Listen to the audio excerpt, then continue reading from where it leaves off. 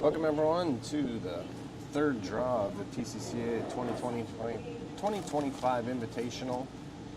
We are featuring a really important game here. We have Team Taran out of Chaska at 3-0, or excuse me, 2-0, and Team Dolan out of St. Paul at 2-0. Winner of this game is guaranteed a spot in the championship. The loser could be in contention. We do have a third 2-0 team, Team RNG out of Chaska. We'll keep you updated on that game today and how their progress is. If they were to lose, of the 2-1 teams, there would be a head-to-head record check, and then also last shot draws from all three draws will be factored in. So the final picture for the championship is still very much in the air, but we do know that one of these two teams will be going. We have just done the coin toss, and we have our first throw underway. Team Dolan out of St. Paul is throwing the red stones without hammer, and Team Taran is throwing the yellow stones with hammer in this first end.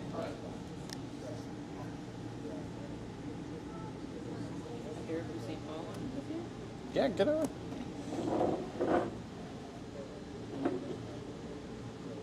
Get you situated here.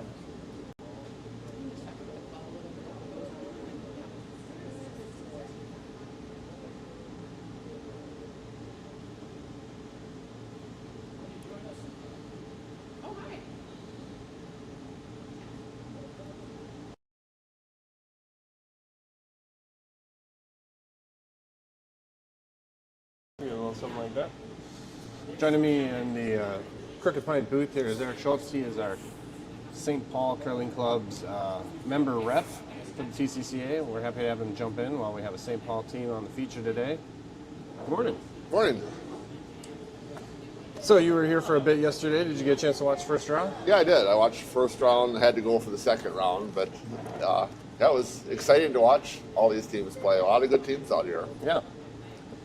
Let's see, so we getting caught up here. We have Team Dolan has hammer. Pretty aggressive already. Everybody's coming into the house. Dolan has managed to,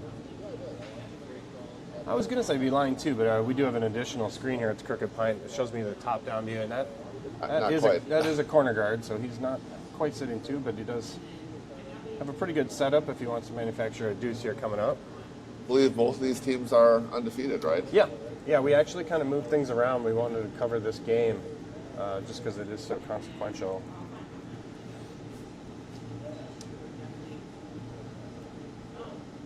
We'll see if Dolan finds a way to use that corner guard here. Probably build up a couple nose hits and maybe try to make a move over. Guessing that's what they'll do. He's holding it out.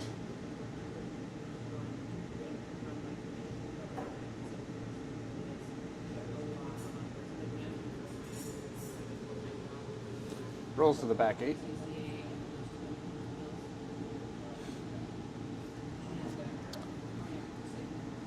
I'll quickly introduce the teams here. Leo Hoffmeister's throwing. We did see David Just throwing out of the lead. Leo's in second. Vice is Ken Olson, and Stu Taran is the skip. On the St. Paul side, Greg Jameson throws lead. Max Smith throws second.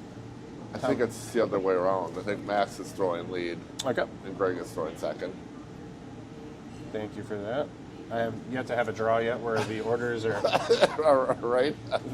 I do request that they send this stuff in order, and like we've seen, they just email me the four names, and we put it in a spreadsheet, and then I embarrass myself on the call.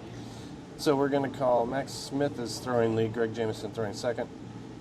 Tom Pichia, am I saying that right? Yeah, he's not here though, so they're playing three-handed.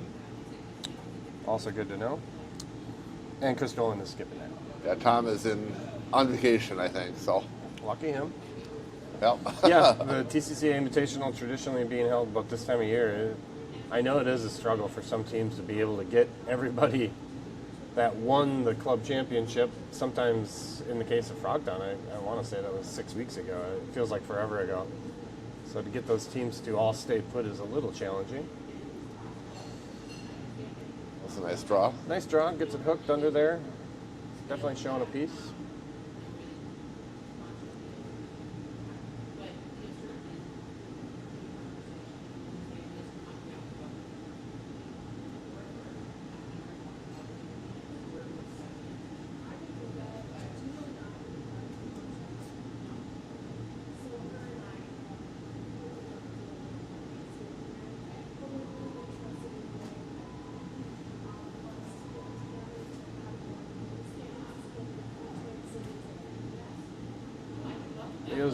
Over curling quite a bit here.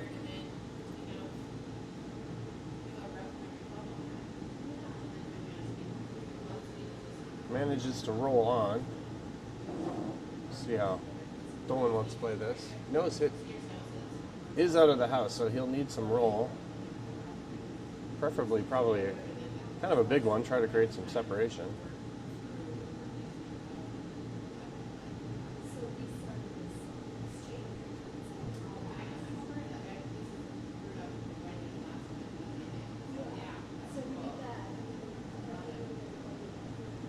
Jameson hit is on target.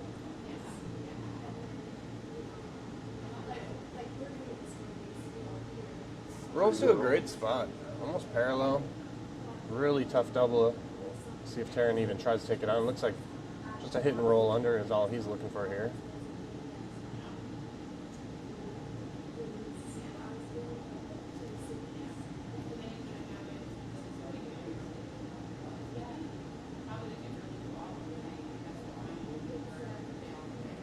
Ken Olsen's first.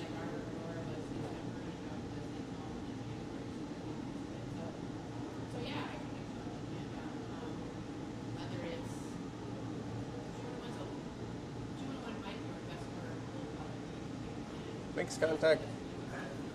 I don't know, Eric. Who's shot rock here? I think that's yellow. Yeah. Just barely. Dolan hoping to hit and roll away. There's a chance of hitting his own on the way out. See how close to nose Jameson can get this.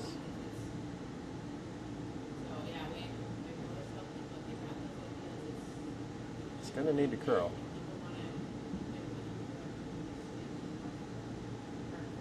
Right to nose. Made it to low side. I think pretty that'll good get shot. that'll get about the roll he was hoping for there. Double is there. Real skinny one. Looks like Taran is opting to just hit and roll under again.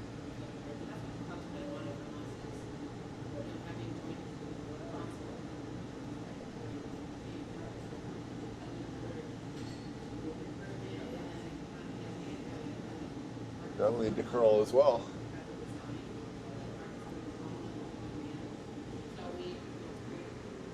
Piece.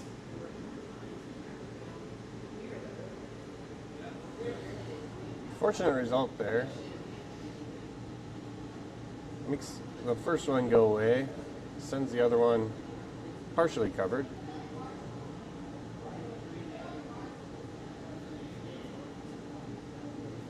Opportunity to split the house here now.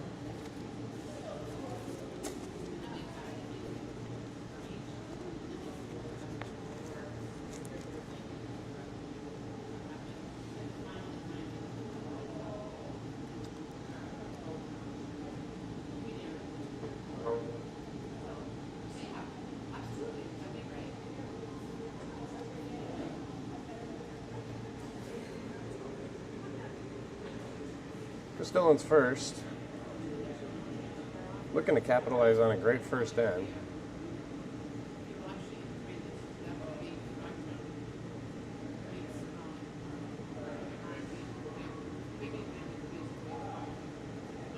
Zero problem with Chris having to sweep some of his own stones. As part of our weekend of activities, we did a session with the Smart Brooms, and I'd say about 50 to 60% of our players took a swing at the Smart Broom. We got numbers, and Chris Dolan, as skipped, still put up really good numbers. I was holding the clipboard when that was measured, and I think he came in around 2,600 or something. It was definitely in the top 10% of sweepers. So one of those situations where he might have just kicked himself down to third just by matter of showing his sweeping prowess there. I wish I had been here to see the sweeping competition. I'm a little curious about how all that works and what it looks like. It was fun. We'll see if I have time out. I might put together a list of the numbers. We measure push, we measure pull, and then we measure frequency. And It goes into a secret algorithm that we don't really have control over, and it spits out a number, usually between 1,000 and 3,000, and the higher the number is, the best you're combining all three of those factors. Tough miss there by Chaska, so 3 is on the board here, on the menu. Yeah, I think with the sweeping competition, apparently what I hear is that they saw numbers that they've really never seen before. So there's some really good sweepers here. Yeah, Darwin Izzo was handling that part of the activities, and he saw 2 numbers in the 3,000, just over 3,000. He had never seen that before. So, yeah, impressive stuff. I suppose it's kind of what you would hope to see at an event like the Invitational, where you're getting some of the best teams in Twin Cities. We've used it with the St. Paul Juniors program, and obviously some of those kids can sweep really hard. Not sure if I saw anything approaching 3,000. Tough to say though. I want to say mid 2000s was something I did see though.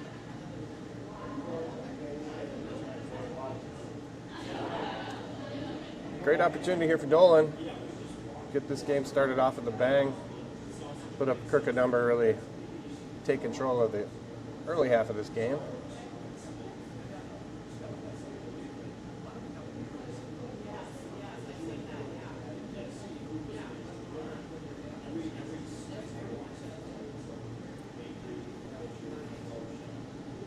Sort of an interesting line he just called for himself there. I thought with the edge of 4, not a traditional draw to the button path. I think he's trying to come behind that. Well, with this being hit, oh, I'm sorry. I think we had the hammer wrong. It looks like Taran has the hammer. I didn't see that either to start with. All right, the force is on. I had that noted right from the beginning. I had that wrong. So.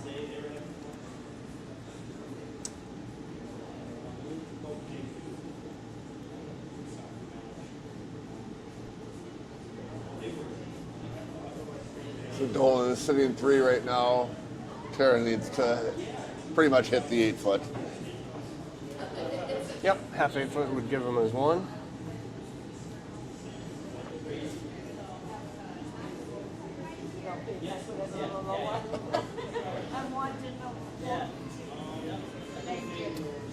Got a chance to call a Taran game yesterday. They looked real sharp.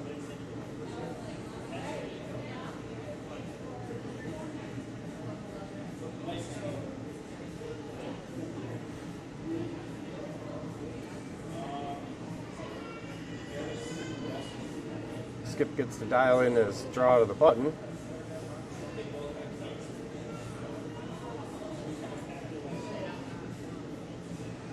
It's coming in nice. Sweepers seem to like it.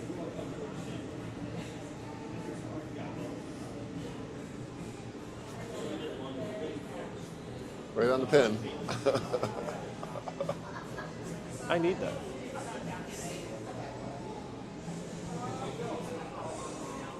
Okay, there's 700 TVs in here. I'll find Blake. Let me finish one thing before I start another. At least we can see. They took our TV screen away. We'll try to get it back, but at least now we can see. I was See told the house, we're in the near house now. So. I was told there's football on, and therefore they took it. Last I checked, it's May. What football is so important right now? I'm used to football dominating everything in the discourse for 7-8 months there, but we do get a respite from time to time.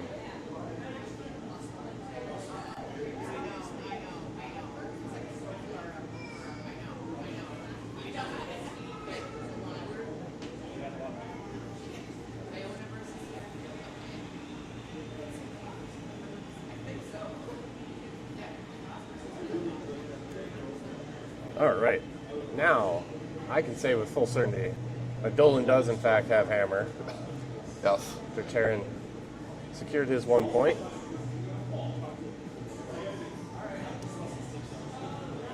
Electing to come around.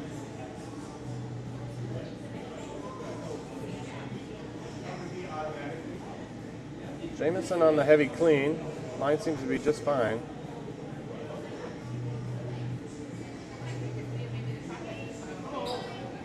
Should curl up nice.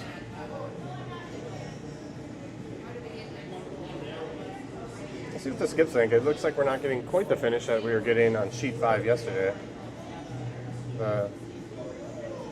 I'd say the last 15 feet or so we're breaking a couple feet yesterday. That one held a more conservative number, but could be released, could be a lot of things.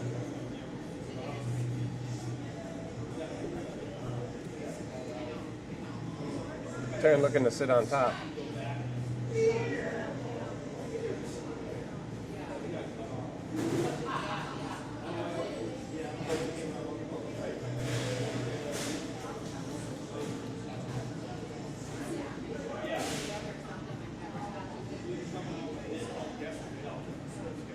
We'll be checking the chat here as we go too, so if any of our viewers want to chime in and tell me that I'm calling the wrong team with hammer and all that such, feel free to do that. Beautiful draw came down. Perfect freeze.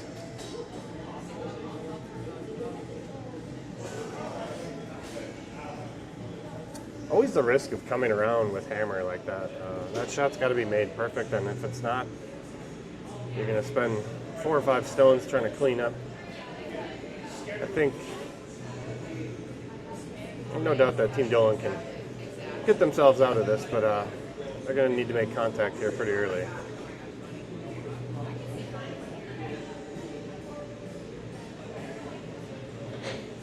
I'm just going to stand here.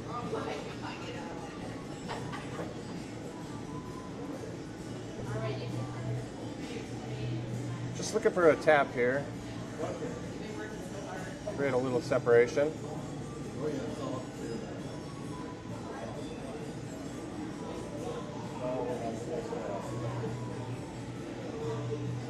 Little bounce. No obvious double on those reds. No, I don't think you can get the double. It's not quite where Dolan wanted, I don't think. But something that they can play with. Yeah. Taran definitely still in a good spot. Put another one on top of that pile there. I think even with a little bit of a tap on that top red, if you were to get that to move about 6 inches, the double might be available on the next one. I think that movement might tuck you under center a little bit too, and kind of take away any future yellow double as well. Looks like this is hanging a little bit wide. Yeah.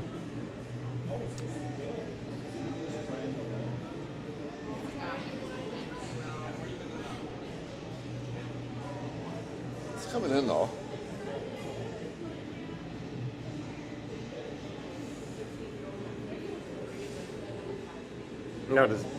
Now is there a double on Dolan's reds, and is that something he has to kind of take care of? Looks like he pushed that out enough. I think he could nose that straight back and double the 2 reds out. Yeah, so Dolan will have to somewhat protect those 2 reds while also getting a stone in play here. The initial call was to maybe hit and flop off the yellow that was just thrown. A really aggressive call would be put one right on top of shot stone. It is behind the tee line. Yeah, you should be able to get shot out of there. It's got to come all the way under. If you don't make it, though, like I said, I think the double's there then. I think that's sort of the scenario that's giving Dolan a little pause here. Wonder if he hits the outside of that yellow that Taran just put up and pushed the other yellow out back into the open. I don't hate that. I think you'd want to see the red. I don't think the red in the middle would get moved very far. And I don't think so either. And I think that would set up a double on those reds. But I don't hate getting the yellow shot pushed out. Around about a normal weight here, so I think he elected to flop in off the yellow.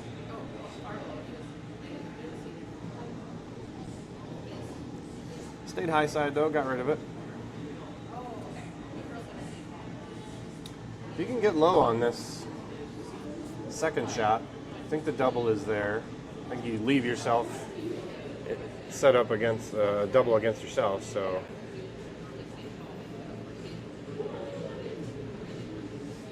Looks about hack weight at most with that broom.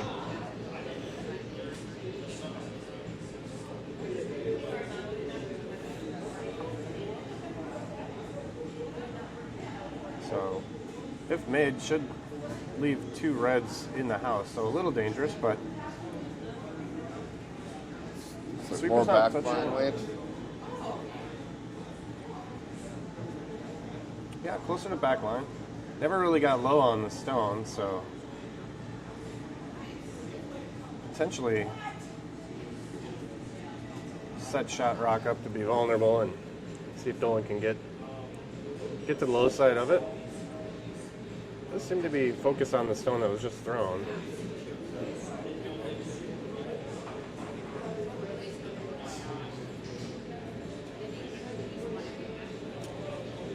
Really precise shot though. If he noses this, He might lose one or both of his own. yeah. So he's holding a tight broom, so it's a relatively upweight shot. So a really precise one coming here from Jameson.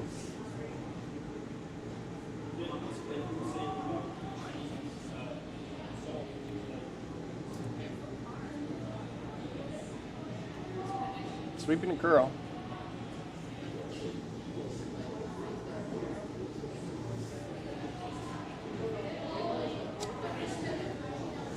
Does connect on the high side, sort of. They just don't seem to be finishing like they think they should, I think. Yeah. Both teams are struggling to get it to come back far enough. Yeah.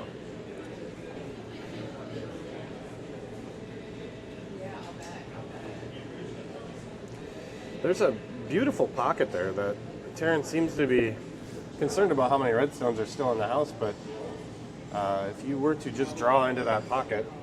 Yeah, it'd be really hard to get that out then. Yeah. I don't think you're hitting that red he keeps focusing on and getting it out without removing your yellow or jamming on something. I agree.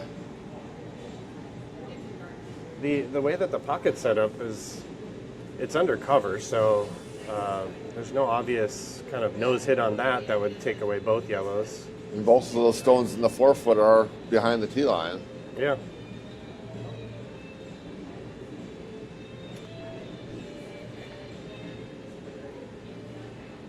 Yes, Stu's really concerned with that red in the full 8-foot there, thinking that's his problem stone.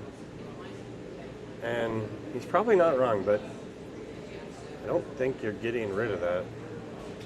Not without getting rid of your yellow, I think. Hard to shoot that through the hole. Now he's sort of talking about maybe something in the mid-8 there, undercover or partially open.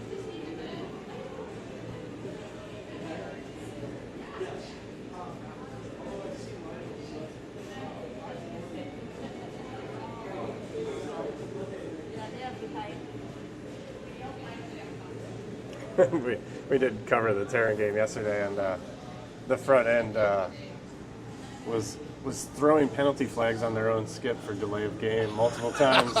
That's kind of funny. His deliberative nature is starting to become a bit of a topic, but we have set it up that all teams should comfortably be able to finish 8 ends. We don't have any real aggressive timeline in between games or anything. Not a traditional bonspiel. So we do let teams know that they have essentially just free run of the thinking time. And Stu heard that and was like, game on. Okay.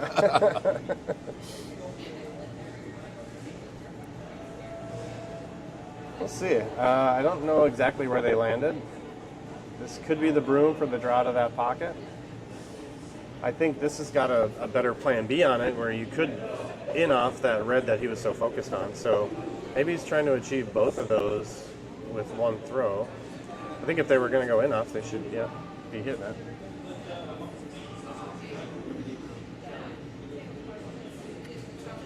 Rolls into a great That worked spot. pretty nice. Yeah.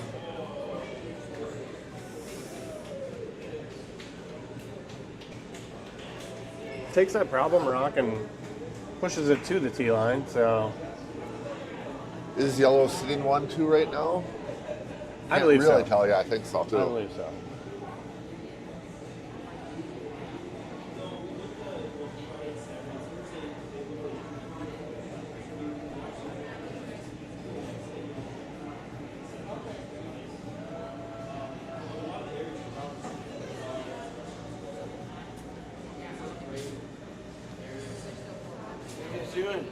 Good, how are you? When your league team has names on the back of their jerseys, it's probably they probably shouldn't be here. Dolan saying the lid is still open. Oh, changing his mind. Looked like he was going to draw in. Really precise draw. He's going back now. These two were meant for each other.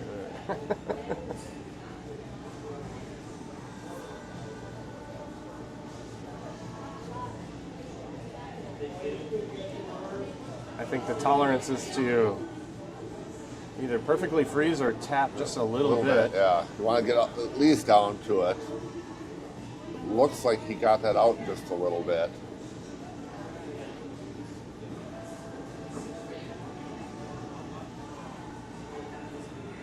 Maybe some fresh ice over here too. Yeah, a line I don't think we've seen for quite a few shots, so if at all.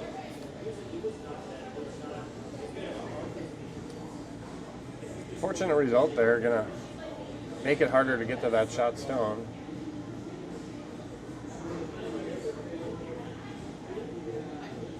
I think Taran needs to be really careful with trying to draw around that, putting a third one on the lid, because A, I don't know if we're getting enough swing to get there, and if it were to stay a bit wide and peaking, I think, could see Dolan do a hack waiter to come in and get himself out of this end and get one. So we'll see if this shot can be made. Yeah, you always hate that when you shoot your shot and you give your opponent something that they didn't have before. Yeah,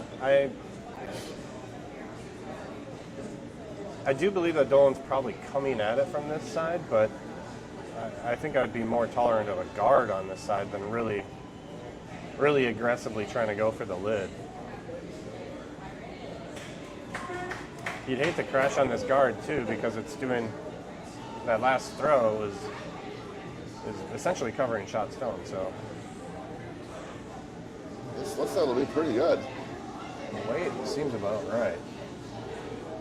Gonna hang out a little bit. Set up kind of a bigger pocket now.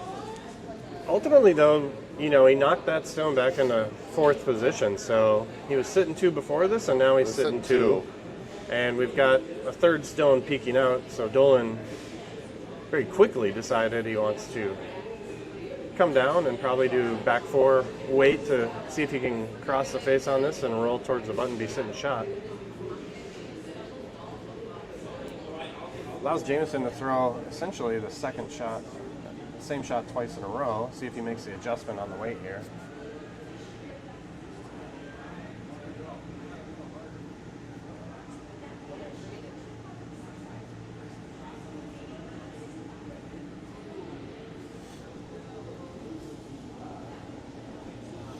That's pretty perfect. It's got backing and shot stone now. Yeah, looks like Ken Olson, talking to Skip there, says his first call was to guard it up and try to force him to one, and that's a pretty dramatic shift from where this end was, just 3 shots ago. So where it looked like a steal of 1 or 2 is definitely on the book. I don't know if you're getting rid of this red in any way. Yeah, where it is, you bring the weight up to try to move anything, and it's not going to come back, it looks like. Yeah. I think the only thing you can do is follow what Jameson just threw and come right down to it, maybe tap it back to back 4. And I don't think you're coming over the top on this to get a shot out of it. I don't think so either. And I also think that their broom is a little tight in the sense that, we did see a couple Dolan shots curl at the end. I wonder if he's taking the intern curling, curl that they learned from the first 7 shots or so and applying it to this side. I just wonder if wrecking on that guard is going to be something they have to worry about. This one looks like it's plenty wide.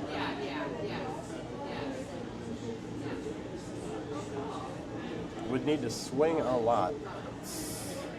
Pretty good weight, but yeah, I think he was probably wide of the target.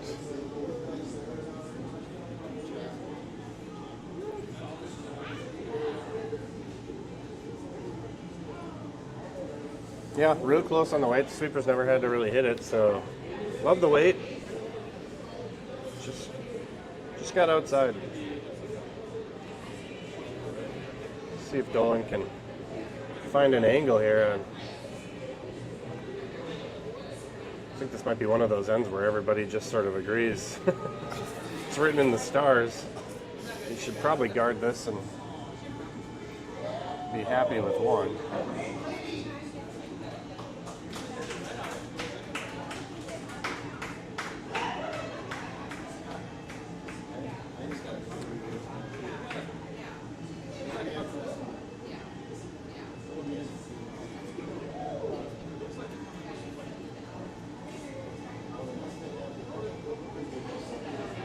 Talking about some pretty aggressive angles here. Looks like he's looking to come off one of those 2 outside ones and come across the top of their red one in the house and maybe push number 2 rock forward out of the house or out of the button. You have to throw a pretty decent weight on this to get that to happen. Yeah, we're looking for kind of a sideways roll here. I think there was some talk that if they hit this skinny enough, if they hit the red in the back right of the 4, it could spin up a bit. He's coming with up weight.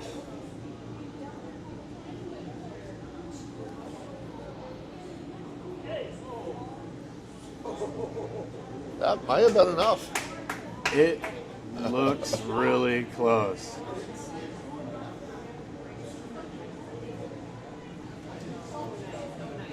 No indication from the other team yet to see who they believe is sitting second shot.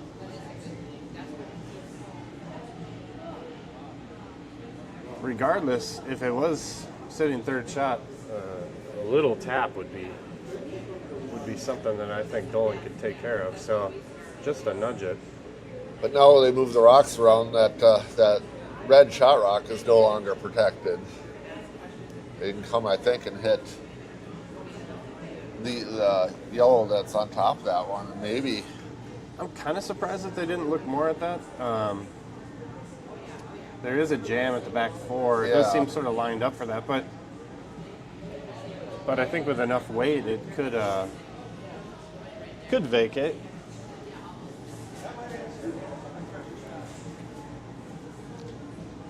Regardless, really great shot by Chris Dolan to really put himself in a good spot for this end. It looked like there was an opportunity missed and fought back to get it. Stu Taran's last. Not sure what they're trying to do here. They're trying to nudge that one back out to set number 2. Or maybe yellow is number 2 already. I can't really tell from I think with the angle, if you were to connect with about a third or maybe even less of the yellow that's top 4, you could nudge that into shot rock position. If you can get that to come back enough. Yeah, the red that shot does have a port to the left to squirt it out, so nothing crazy on the weight here. Right, no, this looks like a heavy draw, doesn't it? Maybe back line? Yeah, that stone was buried. I don't know if anything else really could have happened. I think hoping to nudge red out of shot position, but it's like didn't that come one up just enough. missed. See if Dolan sees any way to get 3 here. I think if they were sitting 1, they would obviously be looking to nudge that red. So I think they feel pretty confident they're 2. Taking a look at it. Looks like they'll be throwing this one away.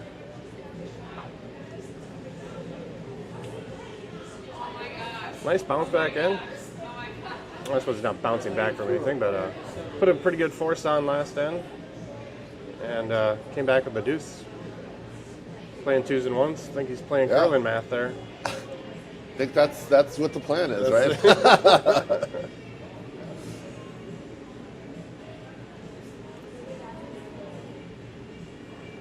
Very curious to know what they're talking about now.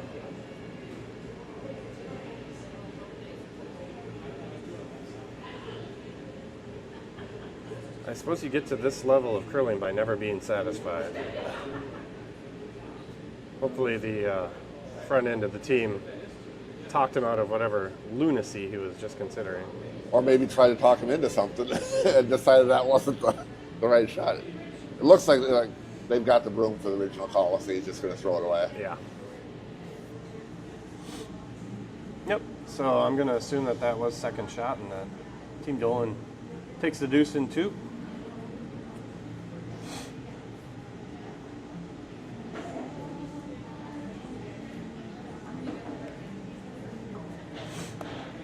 Interesting then.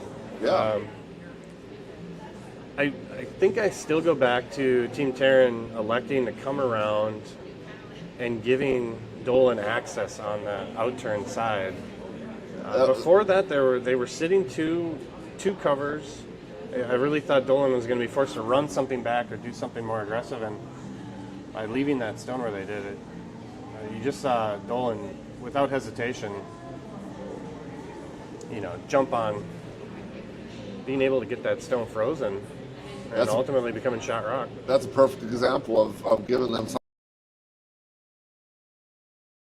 Dolan doesn't have it. He's, like you said, he's got to run something back. Yep.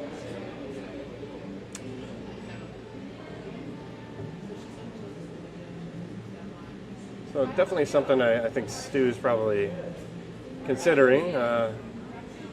You got to make these guys beat you on their own. Don't do them any favors. So I suspect we won't see stuff like that again.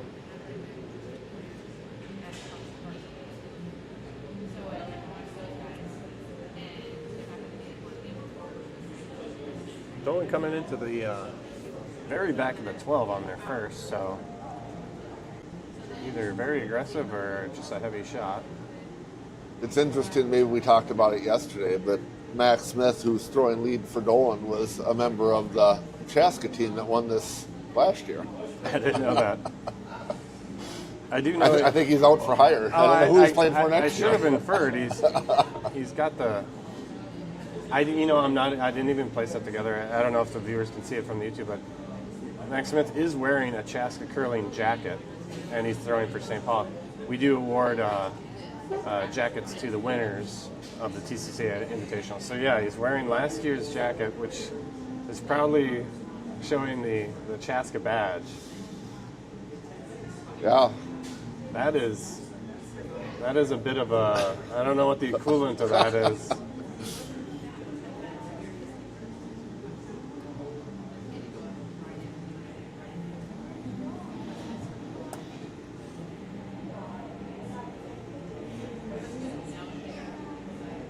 The team that Max played with, do we know how many of those members are any of them represented by either? I don't believe so. Okay. I think he's the only one that's here from his team last year. Yeah.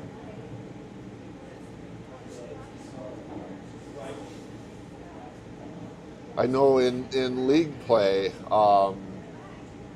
Team Dolan on Monday nights plays against his skip from last year, Nick Drews. Okay. How did the head-to-head matchup go? I think Dolan won that. Dolan was the league winner from that league. I think through the season they only lost one game this year. I was talking about it on air yesterday that I actually was watching that championship game between them and Lichty, and I actually turned it off after like the third end. I thought Dolan was up 7-0 or something like that. I think that was right, yeah. And somebody told me that they actually came down to essentially the second to last stone. They played an extra end, I believe. Wow. curling, man.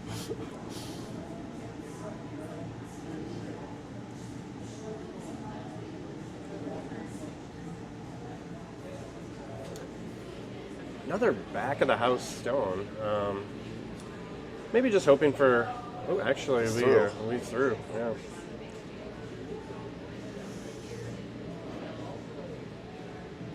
Third end speed might be picking up a little bit.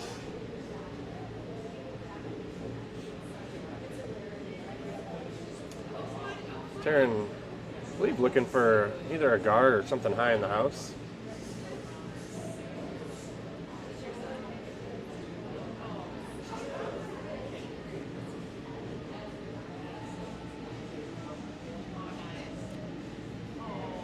Leo Hoffmeister's first.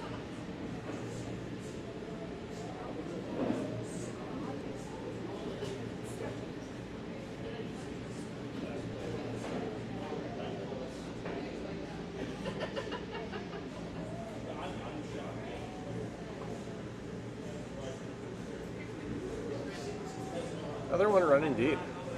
Dolan able to sweep that, touching the edge of the 12. Jameson has to hit and stay.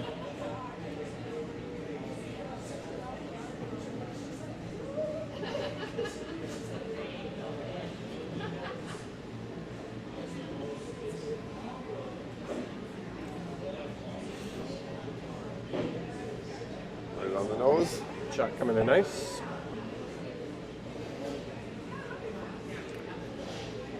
It's either a great shot or a terrible shot if your one lone sweeper walks away before even that second hog line. So. Yeah.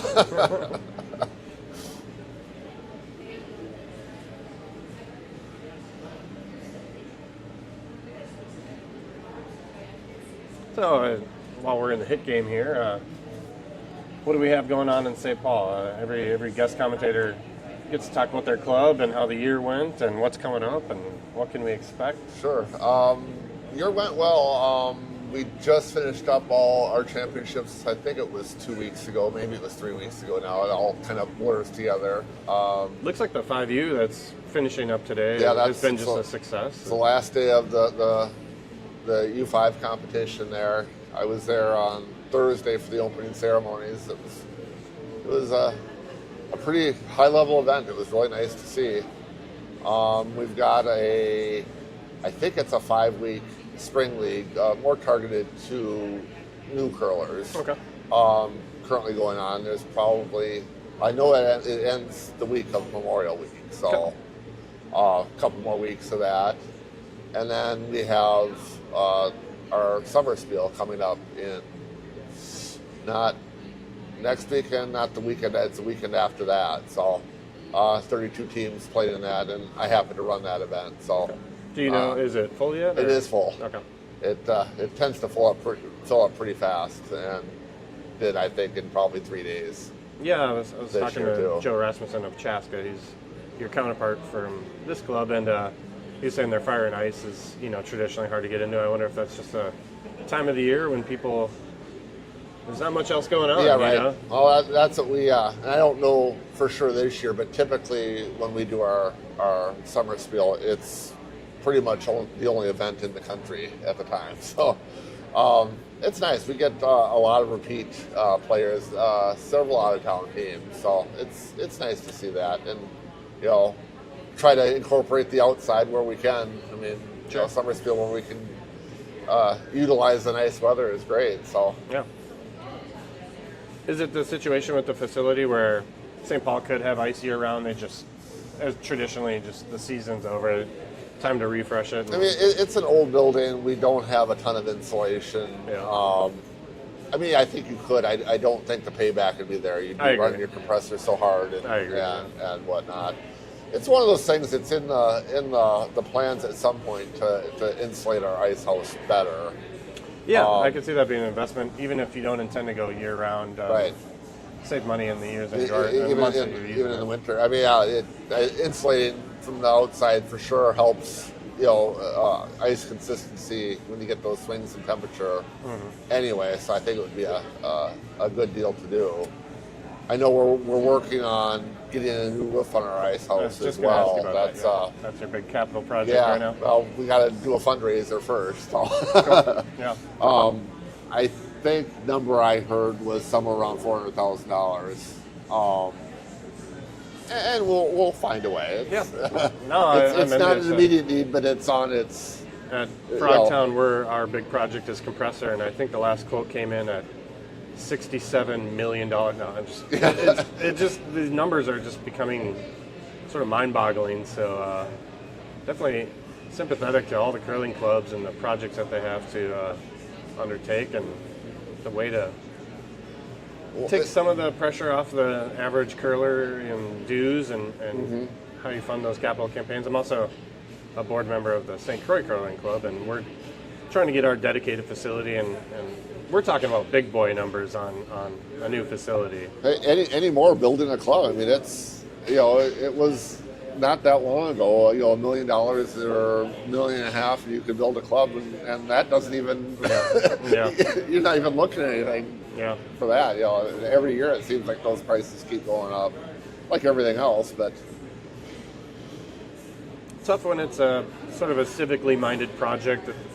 I don't think anyone I've ever met has gotten rich off of curling. I actually heard of my first for-profit. I'm sure there's many for-profit clubs in the U.S., but when I was in Denver, they mentioned that Rock Creek north of them is a for-profit, and so they found a business model that works for them. But it's tough when you're a civically minded center and you got to come up with some real money. And yeah, for sure. I think taxpayers are probably tightening their belt now and less likely to just give. So, but I think it's worked out well for Chaska down here. I think this is great for the city and great for us curlers. Yeah, it can be done. But you're right. It's trying to talk cities or communities into doing that. Like your effort out in St. Croix is great, but it's one of those, the catch-22. If you don't have great ice, it's hard to attract curlers or maintain curlers. And without curlers, you can't, you got to kind of balance both. So we have a couple of proposals that we're working on. The one that is getting the most attention is a bit more expensive, but it is pairing up with the city of Stillwater and becoming part of their Parks and Rec, and so it's more of a Chaska model. There's some benefits to that. There's land set aside that it's in a complex that has hockey and soccer, so it makes sense in a lot of ways. Yeah, I think that's the thing. You have to look at all available options. There'd be a little bit of a learning curve with the Parks and Rec department. I was watching a city council meeting where this is initially being brought up, and one of either the Parks and Rec member or city council member said, there's a lot of synergy with putting it where we're proposing it, because we could share the Zamboni between the hockey arena and the curling club. Wait a minute. So a little bit of a learning curve there, but super cool that they seem like enthusiastic partners. So that's all you can really hope for, is somebody you want to feel wanted. You want your community to say this is a value, and so that's what Stillwater brings. There's also a proposal to expand upon the footprint of at St. Mary's Point, which is a really small village just north of Afton. That's actually where we rent ice now and play on Sundays.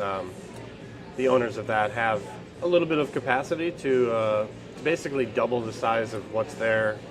And keep the hockey arena, and then also include a four-sheeter there. So more modest price tag, smaller community, less buy-in in the sense that we don't have like the partnership that we would have with Stillwater, where they would help some of the funding and stuff. So two competing proposals on different tracks, but kind of attacking it from different angles. I think that's the right way to do it. It's you see what you can get, see which one maybe will pan out quicker, or I think ultimately that's the goal. If one really hits traction, you put all your eggs in one basket, and if that doesn't work, then you're starting over. So there's obviously no scenario where both of those clubs would come and be only 10 miles from each other and compete with each other. So it's really a race to see which proposal can either get a benefactor that can kind of underwrite the main bulk of it, or the city of Stillwater has asked for bonding dollars with the state. So, like you said, we're throwing spaghetti at the wall and hope some of it sticks. Yeah, right. Would most of those proposals be for 4 sheets, or don't know yet? No, the Stillwater one is larger. It is, okay. I want to say 6, but I know some initial stuff was to really make it like a I don't want to say like a landmark, but maybe even an 8-sheeter. They wanted to. Right. USA Curling is got a request for a proposal on people looking for the National Curling Center, which would be kind of the de facto home for a lot of national tournaments and stuff like that. And so I think the idea is I'm not even positive that USA Curling needs an 8-sheeter to satisfy that RFP, but I think the idea is if these two things can kind of come online at the same time, have something big that would draw some. I mean, we're talking like Grand Slam level events and stuff like that. So, but obviously, a lot of this work was done pre-COVID, and the costs have just become so ridiculous that I think at St. Croix we'd be happy with a 4 or 6, and even if it was sort of bare bones and our dedicated volunteers spent time and built it up over time. St. Paul, you've got volunteers that work on your building. For Ogtown, we have volunteers that stay busy all summer upgrading and stuff. So yeah, right. That's the nature of a member-owned club. Everybody's got to step in. Yeah. So Dolan electing to blank on that, and I suspect we'll get a little more action here. I would think so.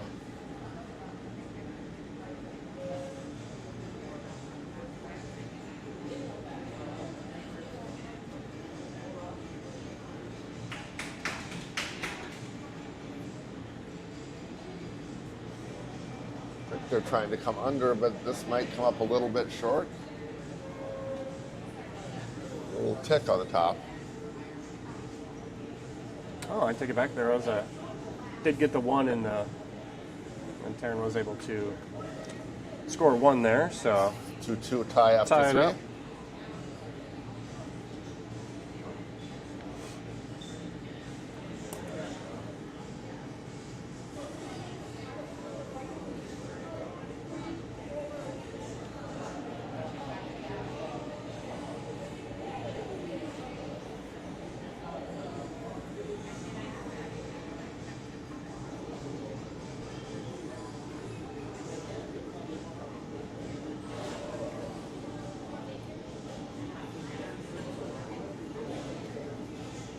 Maybe just second shot, finishing nicely.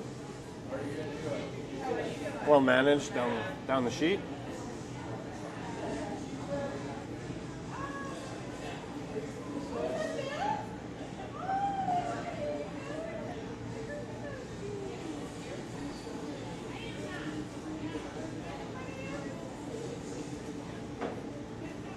I think we're seeing the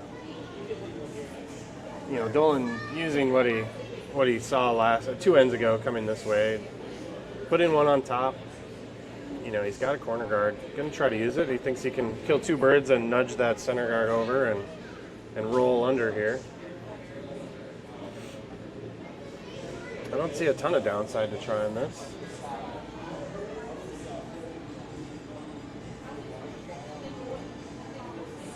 Might be plan B, going around and trying to freeze up, but should be ticking. I suppose the downside is if you're just light and really just clogging up the middle even more here. Doesn't look like that rolled on.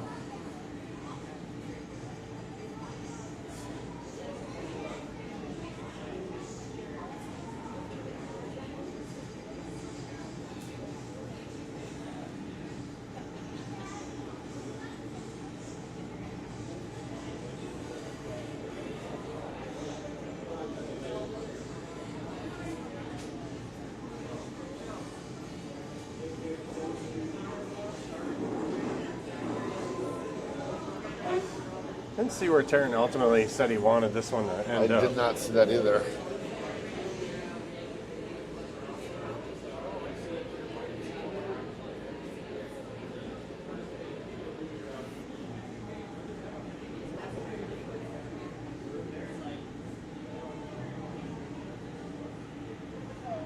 throwing maybe a guard up top, Seems like it. doubling up those. Nice to see this one over curl a little bit. So, Taran sitting 1 under staggered yellows. See Dolan deal with this early rather than try it later. Probably the right call.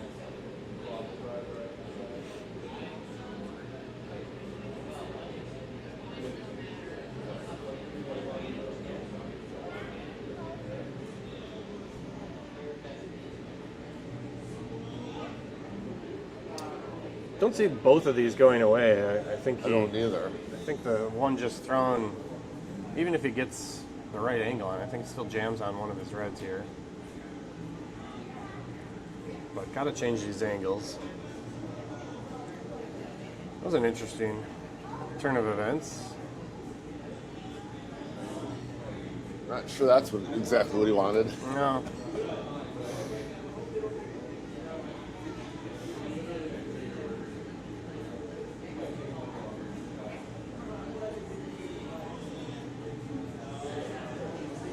Got a shout out in the chat from our buddy Bob Hedberg, Scooterville, Minnesota. Says we're doing a great job. Bob, Amanda just updated us that you're stepping back from the board, but that we still can count on you being involved on the big spiel planning, which is awesome. Bob brings a million years of experience of organizing that event, so it's been invaluable. So looking forward to working with you again, Bob.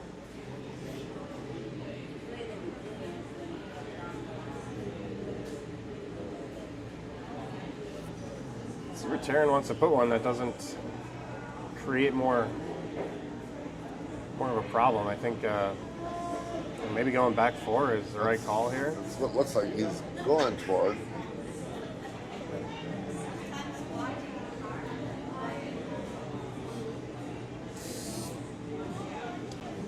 Nuzzles up. I don't think it's going to change what Dolan probably doing here. Dolan probably still doesn't like how many. Yeah, I think we're going to come with the heat again. I think with the way he kind of froze up, I wouldn't be surprised if all 4 of these moved. I'm not going to claim that we were about to see a quadruple, but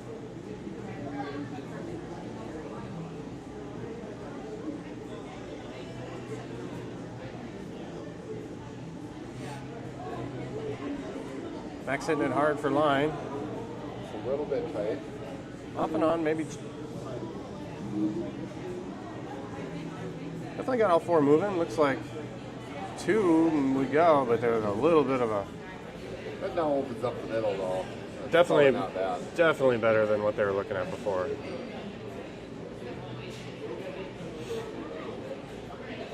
You're right, they did get them all moving.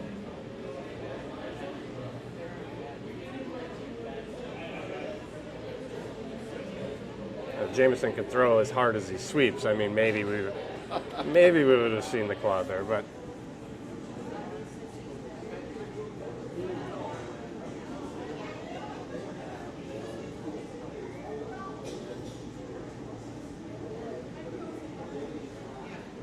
I see his turn. Just calling the draw under the red there, or? I think that's what he called. So that's what the room is.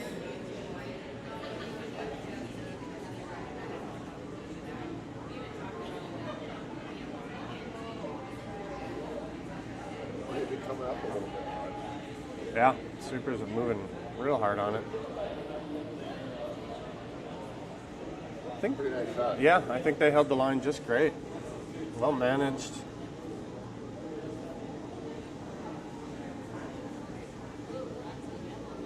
Great shot. Dolan electing to come sit on top of it.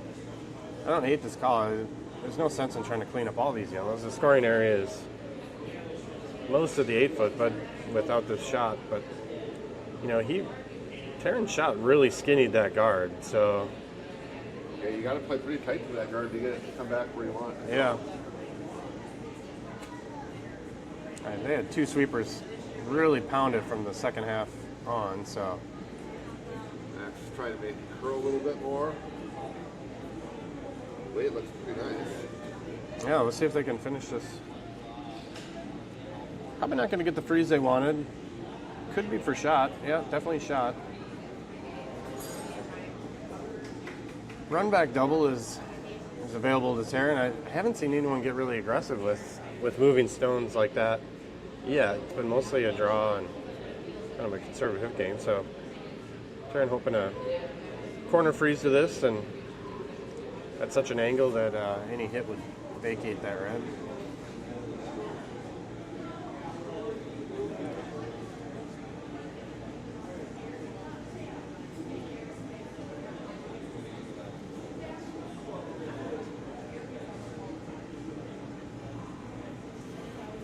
Sweeper's getting a break from this one. Not touching it yet. I think they got to be careful about nudging red on the frozen here. Able to keep the angle on the high side, so definitely sitting shot. Tough to say if, my guess is red's probably second shot there. I think you're right. I think red is second shot by a couple inches. That yellow now is wide open. Calling for a little hit and flop.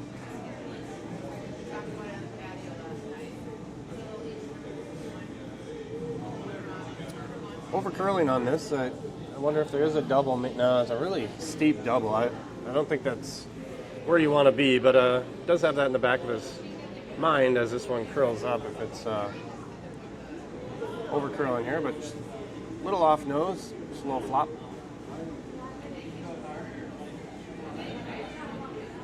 Should get a little bit on the inside, I think.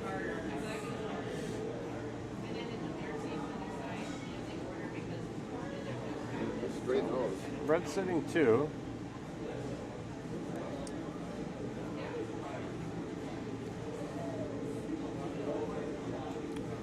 Definitely move the height of these stones up where a nose hit. Doesn't get your shot, though. Yeah.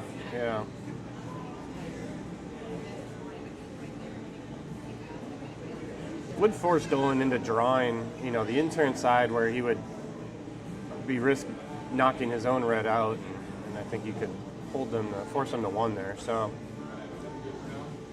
I think they're just going with the nose hit here, but we'll see. There's jams all over the place, so I don't see him getting too aggressive with the angles there.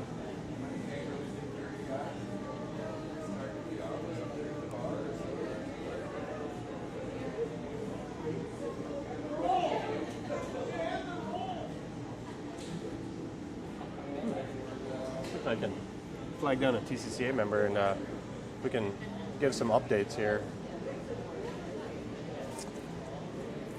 I can tell the viewers who's playing who, and then I can try to infer something. Frogtown Downs is playing Team Adair from Dakota on sheet 2. The only other undefeated team other than the 2 we're watching, Team RNG from Chaska, is playing Frogtown Silverness on 3. We are on sheet 4. On sheet 5, Four Seasons Starkey playing St. Paul's Lichtig, and sheet 6 is Four Seasons Bad Wolves versus Dakota's Mentor. I'll try to give you guys some scoring updates here in a moment. Trying to figure out who's who.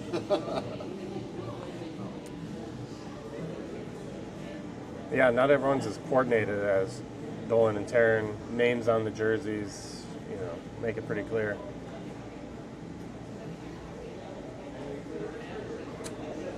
So how'd we shake out there? Nose hit? Yes, right on the nose. Dolan is still sitting 1. Dolan ready to throw his first one.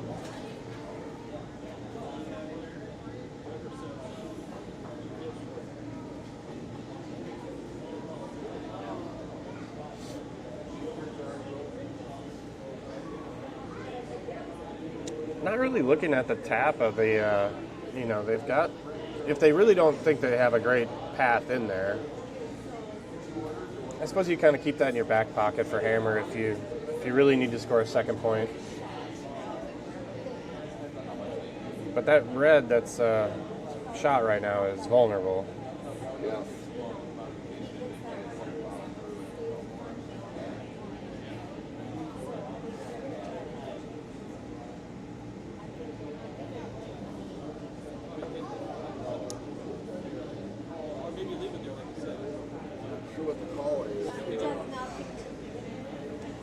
I think they'd be happy with a nose hit. It does look like they're hitting the stone that was just thrown. Unless they're guarding something and they're taking this inside out path. I suppose that's possible. They were talking about that side of the sheet, but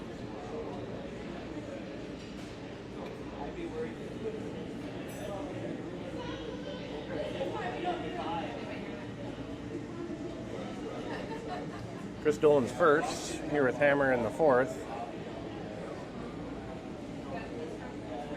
Got a bit of a precarious situation here.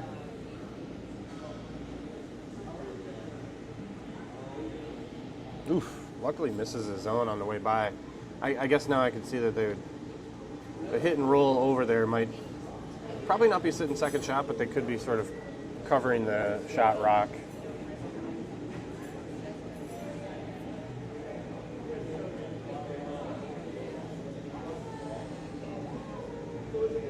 The draw, there's a pocket back there. If you feel like you've got draw weight there, I think that's the right call. The red isn't necessarily wide open. It's edge to edge or even partially. You would have to throw like back line and a hack weight and hope it comes enough to get on the inside. Yeah. Keep from jamming into the yellow on the back. So you'd be basically giving up the deuce if that shot wasn't made. I think this draw has the benefit if it comes up light, could block this draw path somewhat, or at least make it harder to score two that way. I'm guessing that's why Dolan took it out, so he created himself a draw path to the 4-foot. Yeah.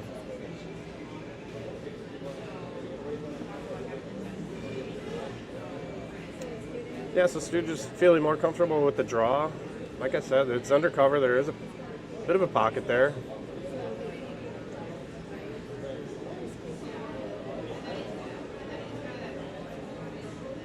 Stu turns last.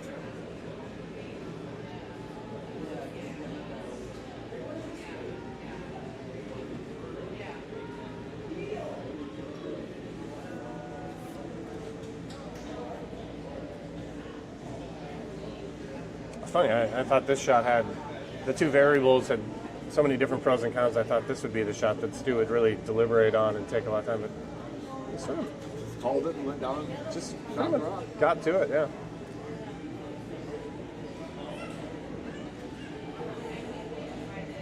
Looks like they think it has plenty of weight. Front end is saying it's up weight. Ken says it's still too wide, so see what Greg can do on the sweeping from here. Does sail out to third shot, so Chris is gonna have an opportunity to draw for two.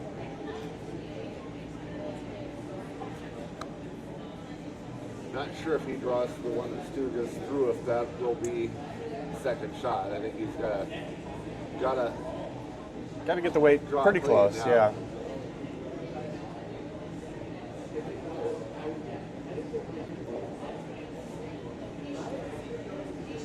Team Dolan playing three-handed, so Max is being asked to sweep for two people. He's shed his contraband Chaska layer.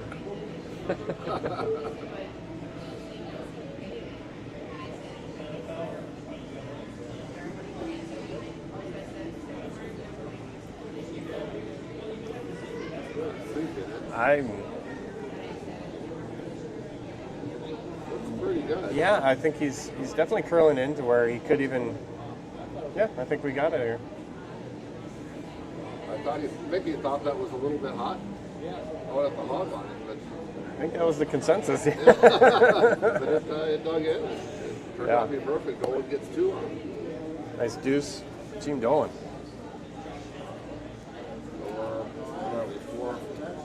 What are we, 4-2 after 4? Yep.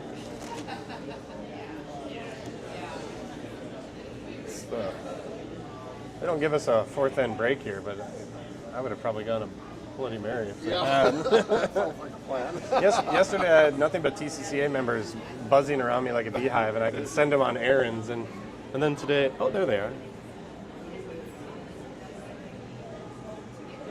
He's gonna walk over. Hi guys. I told the live stream that I was gonna come over and ask one of you guys to get me a beer. Oh, I can get you a beer. That'd be awesome. I'm thinking championship sheet 4 or 3 because it's looking like you got a move sheet. So. Did you want anything? Yeah, I take a bloody. Amanda, could we get a bloody too? Can we get 2 bloodies actually? Yes. Still in the AM. I gotta be a responsible drinker here. What was I doing? I lost track of time.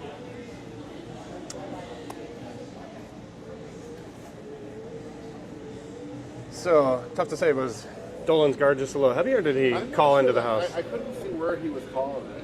I'm guessing since behind the tee line it was at least that much too heavy. Yeah. I think they were trying to throw a tight guard.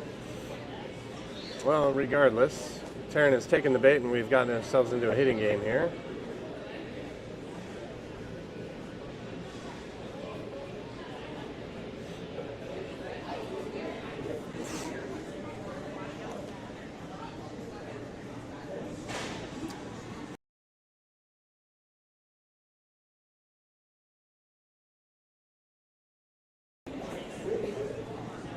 I think the most important game is that's not on this sheet is RNG versus Silverness on That sheet is 3. on 3, okay. And I'm not sure. Ooh, So Silverness is red.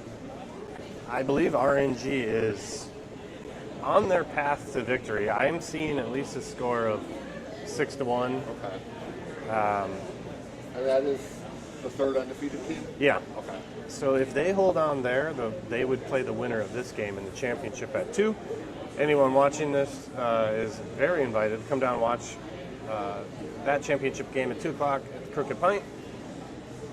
We have a restaurant that's starting to fill up, but we'll make sure to find you a good spot.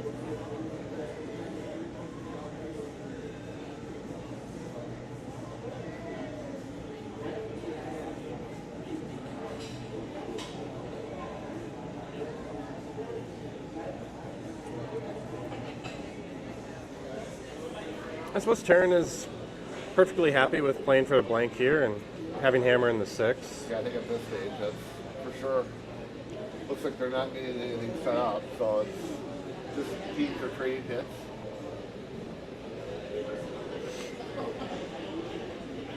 He's on that one pretty hard.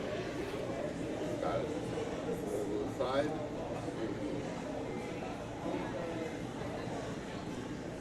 Very good save by Jameson to keep that hanging around the outside. Yeah.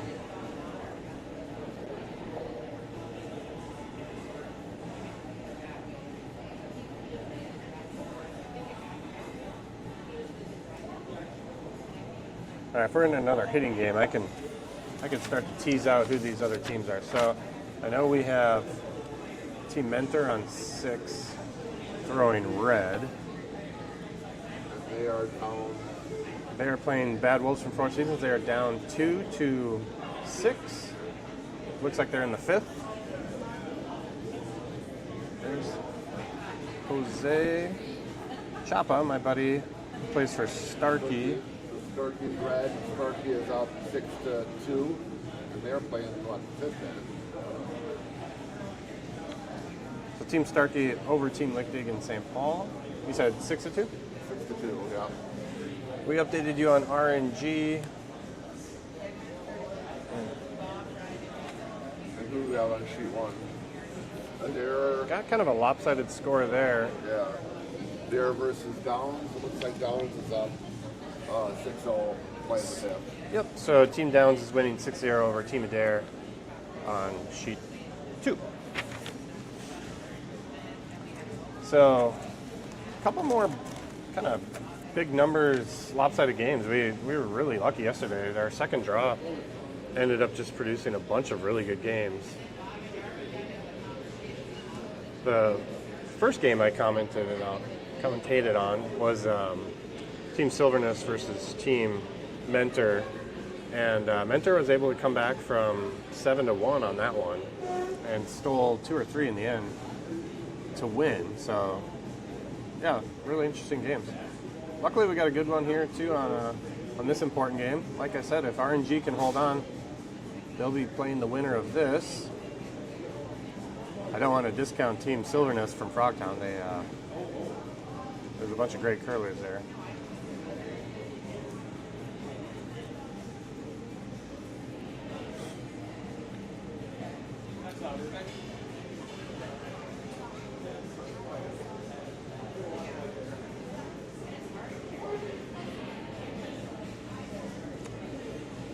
Tough to say if that biter is in or out. The tree up here looks out. Yeah, Stu was taking a pretty good look at it a second ago. Sometimes the camera view isn't exactly accurate. You're the man. Come to the Crooked Pint, get a nice little high life pony with your Bloody Mary. Appreciate it. Cheers. Cheers.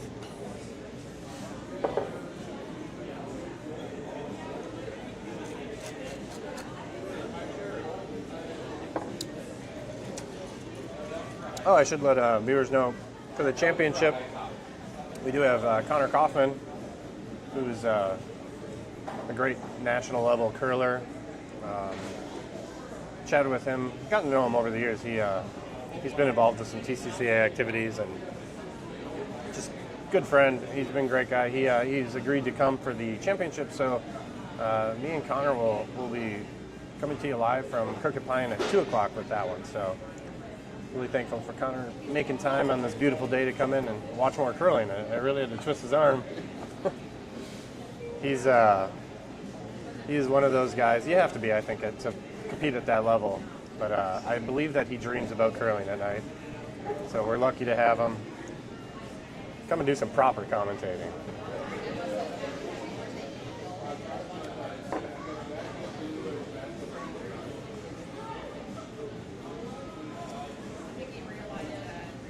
Teams are still trading hits. You know, it's interesting. I like when there's one of these ambiguous biters in an end where people are playing for a blank, because at the end of the day, you know, Dolan's going to have a shot somewhere very far away from that one, and Stu Taran's going to have to make a choice. How confident am I that that thing is out?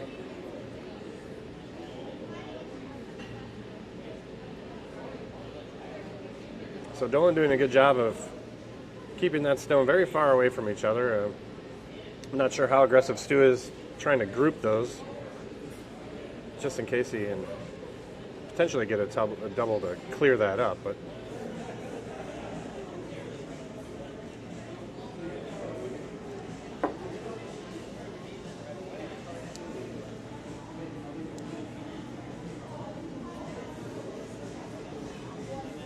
yeah, the more I look at it from the Crooked Pint house cam, I just can't believe that one is on. Yeah. That would I've be been fooled before though. Yeah, I literally have. I was about to kick stones away at one of the later bonspiels, and we had a young man subbing for us at second position. And this is actually more of a true measurement situation. And he was like, "What are you doing, man?" And I was like, "We're done." He was right. Cheers, Amanda Clore, president for life of the TCCA. 4 more years. 4 more years. Baby rocks. I know, we already commented. Baby rocks. Oh, we'll have to find a way to you know, I'm not going to say anything about an activity that the curlers here will get to enjoy in between draws, because I know they have friends watching and texts might come in. But we have a little surprise for them, and I don't want to spill the beans yet. But yeah, we've been trying to make it a weekend of activity. So in between the 2 draws yesterday, we had our sweeping competition, and we've been providing the curlers with beer and free appetizers and stuff. The patio is great at the Crooked Pine, so a lot of teams stayed late and enjoyed the sunshine out on the patio afterwards, and I suspect that'll probably happen again today. So it's just been a beautiful weekend.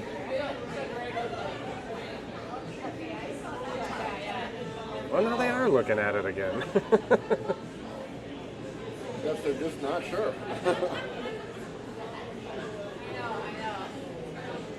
So, as all experienced curlers know, the lines they're not even really official. You know, it's 6 feet from the pin or whatever, and if that little spinny McSpencer, what is that, distance rod, whatever, if that tells you it's in, despite what the paint shows you, it's the rod we trust. So then you saw Ken walk over to the pin and say, is the pin really sitting in the middle of these painted on rings? Is it really in the middle of the button? And who knows?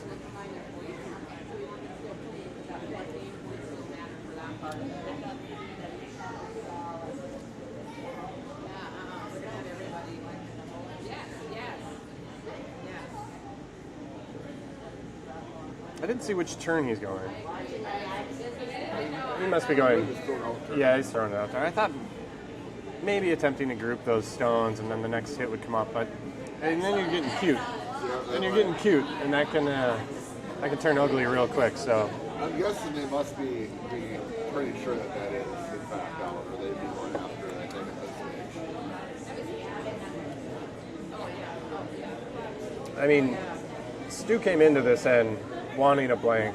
He had his leads hitting stones right from the start. There was never any attempt to set up a deuce, so really be interesting. Try to keep the hammer on the even ends.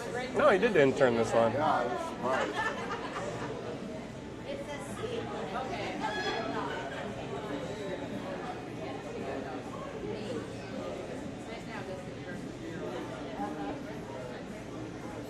It's out anyway, so.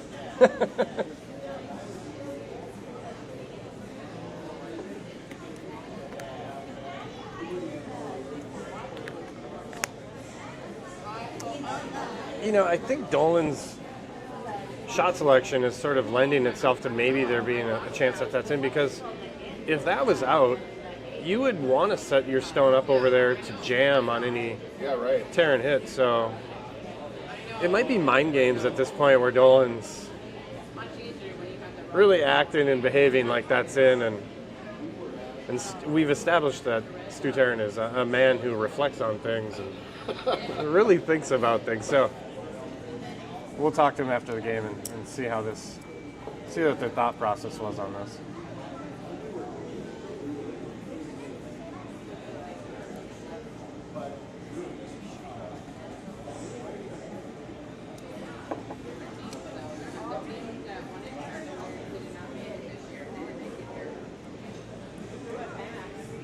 Dolan's last ends up on the 4 foot. So I think we have our answer there. I think I saw Stu say hit and roll out. So, well, we have our answer as to what he thinks. So. Yeah, I think if he really thought that red rock was in on his last one, he would have hit it. Yeah. So Stu Taran saying, enough of your mind games. I don't believe you. Now you just got to make it, though.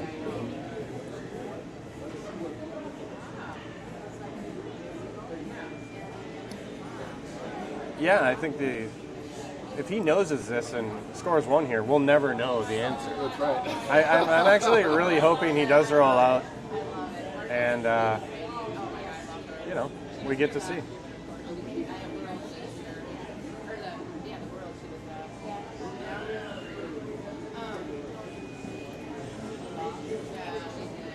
Dolan was able to put it in a good spot. The amount of roll it's going to need is not nothing, and he didn't really come at it with a ton of weight. So we'll never know. We'll never know.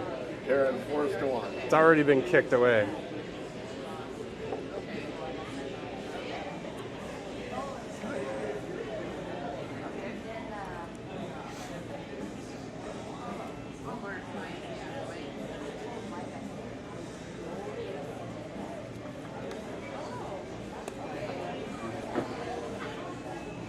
So we'll go into the 6N Dolan with hammer, up 4-3.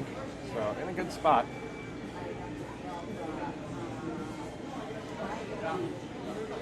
Tough to say if Taran we'll say that Stu Taran was forced into drawing one there, or the hitting for one. Really tough to say.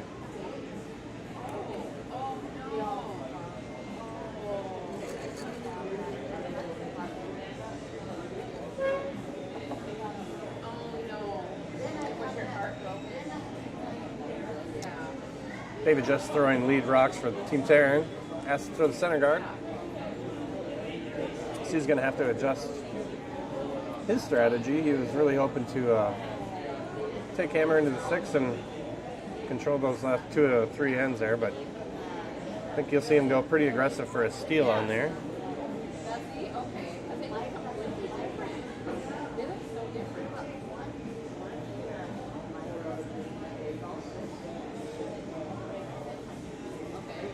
Chris Dolan electing to come around.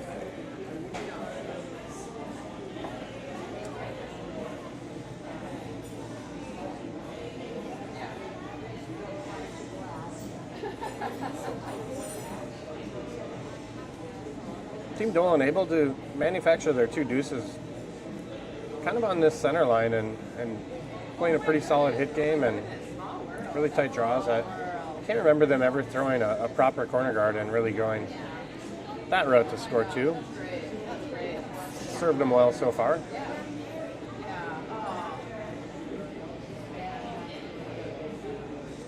Stu asking for the corner freeze.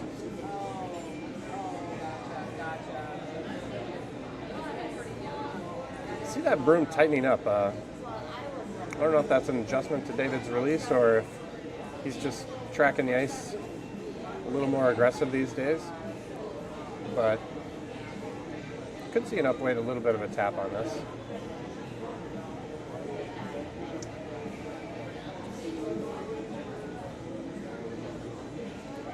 Check your mic.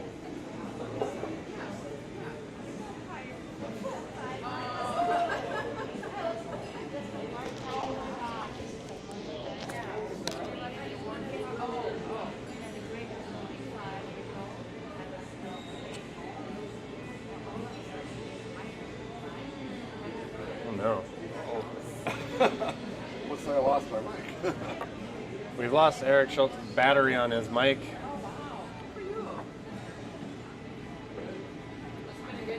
Tell you what, if you want to run this back to the pro shop, somebody will be in there. Okay. Go straight in. There's a little thing. Drop it in. Make sure it's blinking and charging. We'll get you in. You know, if this charges for an end or two, we'll be able to have you back in. All right, I'll do that. You guys are stuck with just me for now.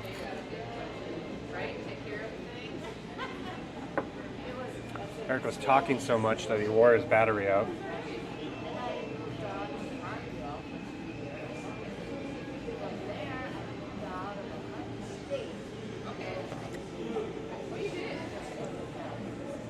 Dolan's draw coming in a bit heavy. Not positive who's sitting second.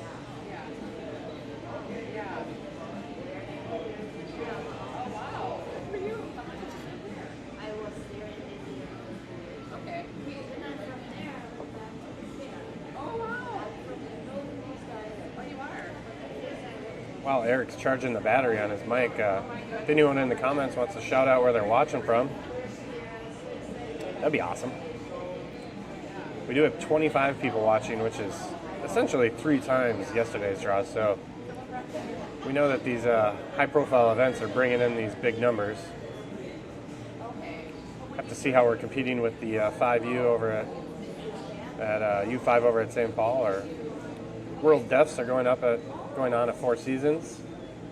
I also want to invite viewers. I haven't checked it out myself, but the rep from the Dakota Club said that they've signed up with Curling Stadium and that they are streaming games on their YouTube channel, which is a first for them. And so I'm assuming that the Cinco de Mayo spiel is being broadcast out there. So if you're not going to watch it today, take a moment to go over there and subscribe to their channel, help them get their viewers up. I think we're now officially streaming games on all sheets at all 5 of our dedicated curling facilities here in the Twin Cities. So what a great development. That's awesome that Curling Stadium has kind of got the ball rolling. And we have places like Chaska, which is, like we said, their business model is a little more civic. They have the IT infrastructure to invest in these cameras and manage them themselves. It sounds like they are going to have these top-down cameras here pretty soon. Not sure if that'll be something you'll see by the Fire and Ice or any of their spring leagues, or if just stand by for next year on that. But so we'll have pretty comprehensive coverage of all curling going on in Twin Cities, which is just awesome.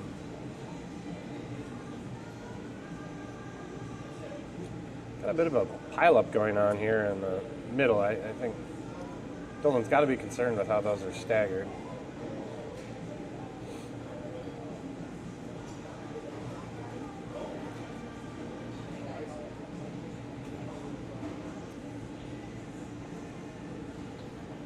Able to peel off the top one. Does roll into a pretty good spot. Covers up his one in the back 12. So good result. I think we'll see Stu put it back. A little tighter.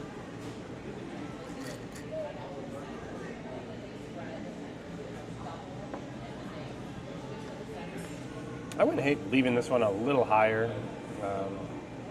There's something to be said about luring them into running back and doing that, but you could throw a nice 2 halfway, take the run back out of it, and make them waste a couple stones on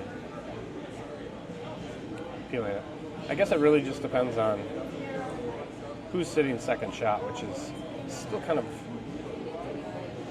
well, I take that back. Now with the yellow in the 8-foot, yellow is sitting second, but that yellow and red in the 12 are, it's tough to say from here. Overcurls quite a bit, so Dolan thinks he can see enough of this stagger to deal with it. It's definitely the side he would want to hit, so see some value in this.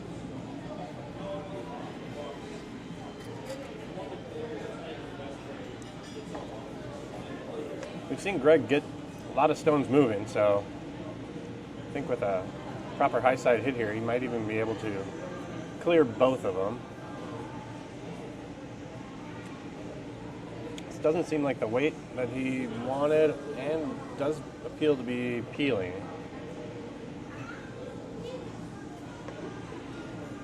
Unfortunately, it does jam on their corner guard.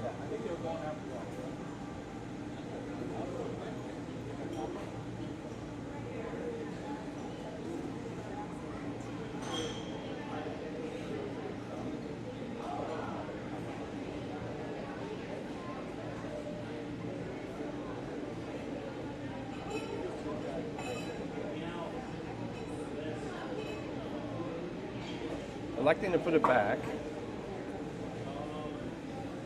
After this is made, we'll see who comes around first.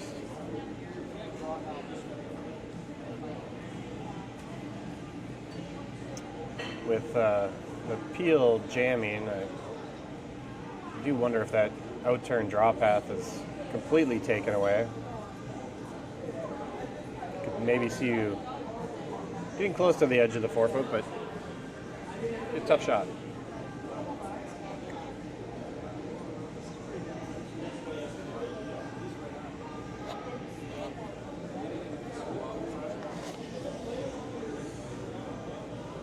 Dolan's got to think about this. He's got a choice to make.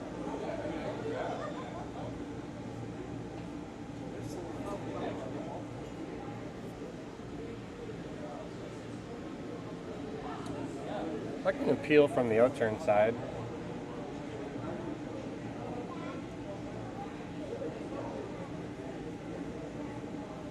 I don't hate this. I think they had an opportunity with 2 shots ago with how that guard had overcurled. I think electing to have him try to put it back and maybe getting that overcurl again, maybe getting a better shot at that double. The rocks aren't frozen. There is probably 4 inches between them, so.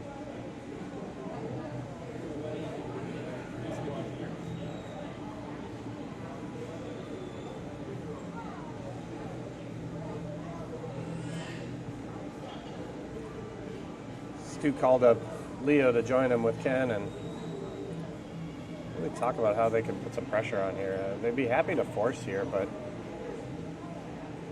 they do know that as long as they try to preserve that stagger, the scoring area is still huge, and Dolan will have draws to the 8-foot to score. Full 8-foot will score you a second, so can't guard this forever.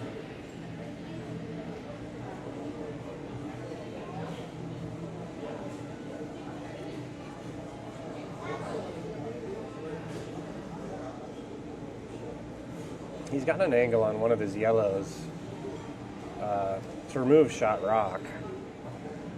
I do believe that would just leave those 2 yellows into a double, and he would take that up and be sitting 2 that way as well. So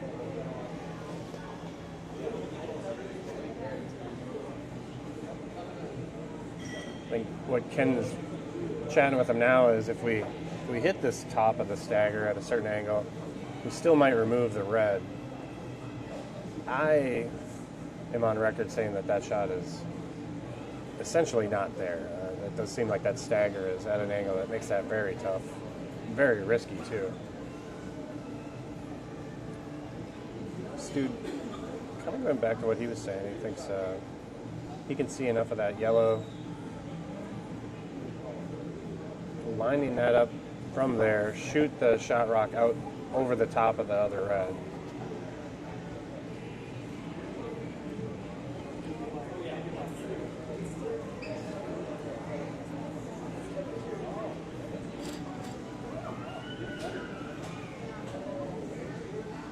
Downside of this is this over curls.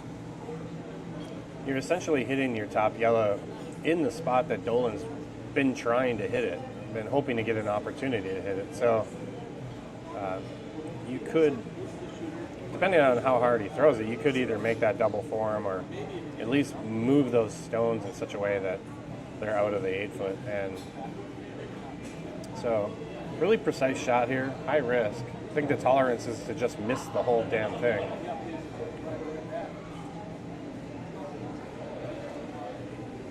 Which does seem like that was their assessment as well. So situation doesn't really change. Jameson gets another crack at the double he had a chance at 2 stones ago. They are playing 3-handed, so this is Greg's 3rd shot.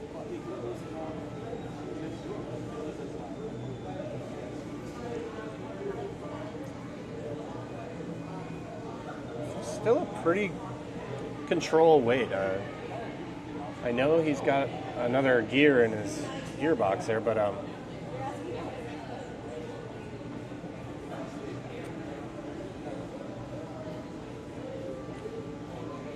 left him sitting 1. Not much has changed there. It's not fully open. I think Stu's electing to freeze.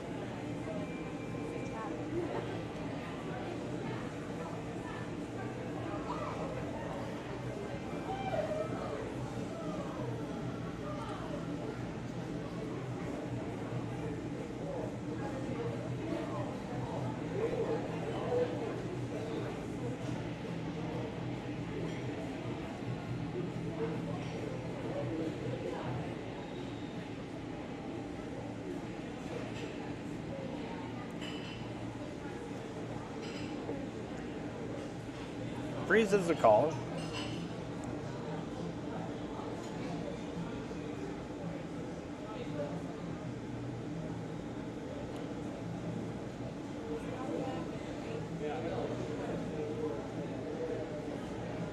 I think you can see a quarter of that stone, so if made perfect, there could be a chance to tap it back and be sitting 2, but I think freeze is what they decided on. Sweeper's on it early. Staying with it. I think they're going to have to go to get this to shot. I think they'll have to settle for a lot less than that.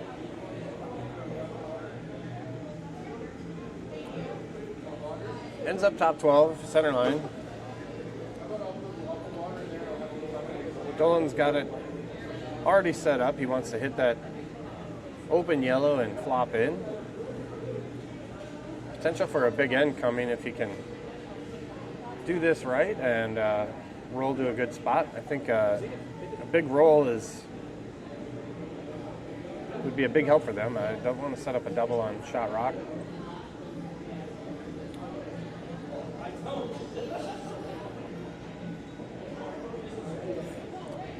Gonna put Stu in a tough spot. Not an easy path to the 4 foot. He's gonna be looking at potentially 4 rocks, so.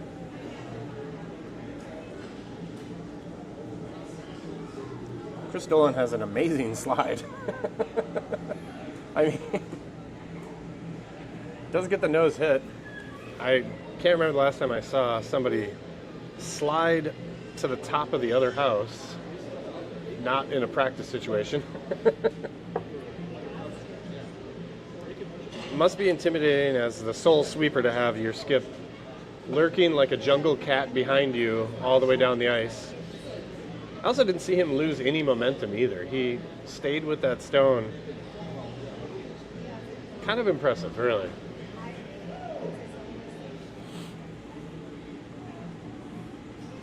So Stu really just determining where can he roll to lessen the damage on this.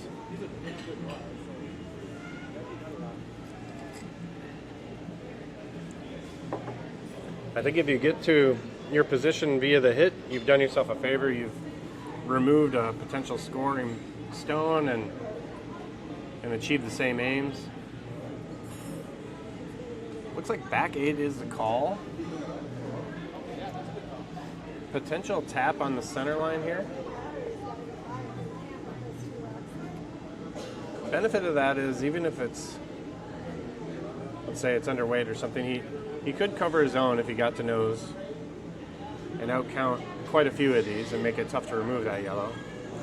But really hoping to hit it just a shade high, jam into that shot rock on the edge of the 4 and make that really tough to remove. I think we would see Dolan desperate to capitalize on this opportunity, probably run back that corner guard.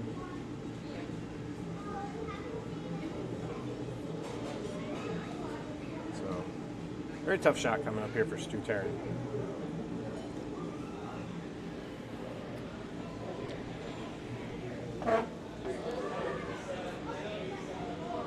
Ken holding him off, but not necessarily a bad thing. This one could get the angle he's hoping for.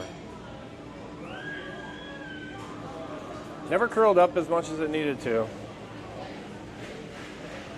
So he does slide back to, well, regardless of what position that rock slid to, it is extremely open in the sense that we'll see Dolan run back on this and potentially get a multiple here.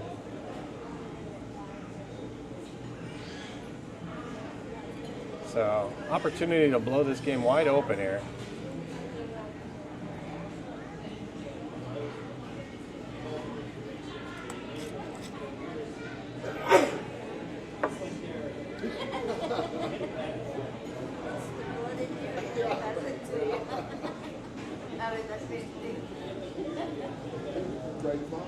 Hammer is away. I see now that Dolan has a bit of a hand move to keep his momentum there. This does look online. Oh my. The commentator's curse. Settles for the deuce. Very close. Great effort. Nice shot by Stu. Nice attempt there to even get a stone that was out counting those others and keep this game manageable. So ended on a couple of misses though, but pro misses by both teams in their attempts. So nice deuce, but also a good effort by Stu Taran to keep this game within reach.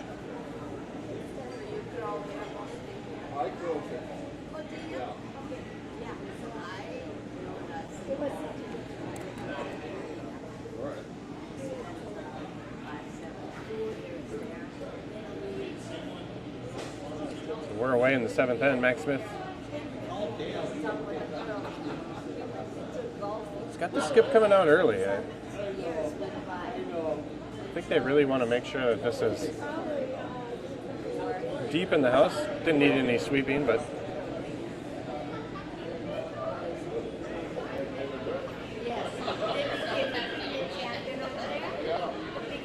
comes the rest about half outside of the 12 foot there in the back of the house. So we are going to see corner guards now from Taran.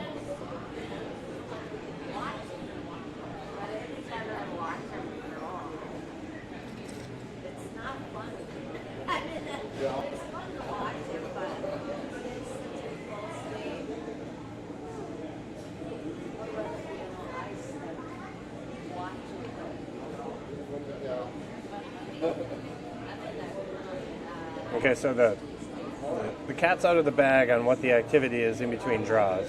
And I do believe the way that Chaska sets up their YouTube streams that you will be able to continue watching.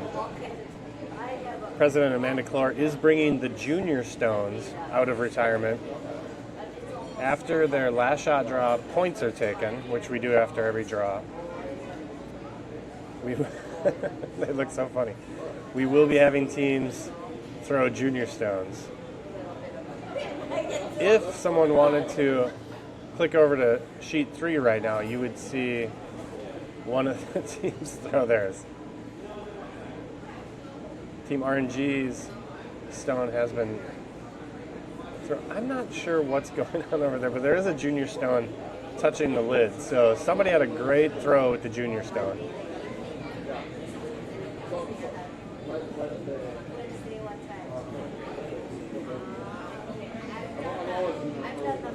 I've only seen one result of a junior throw so far, and it is Team RNG, and I believe they're going to win whatever game we're coming up with.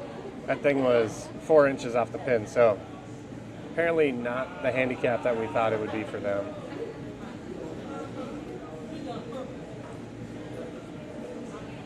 So Taran electing to go double up on the corner guards, really getting aggressive, got to score a bunch of points here.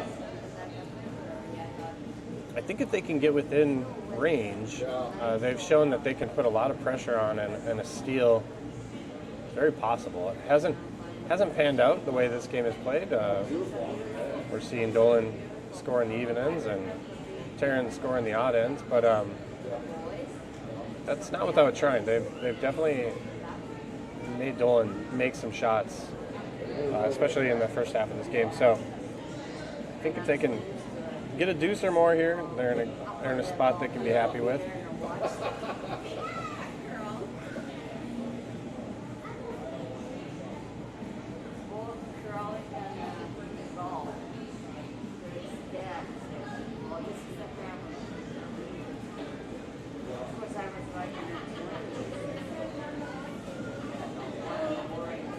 Just wick off the guard, so unable to bury this one quite where they wanted it, but let's cover up some of the chaos they have in the back of the house there. So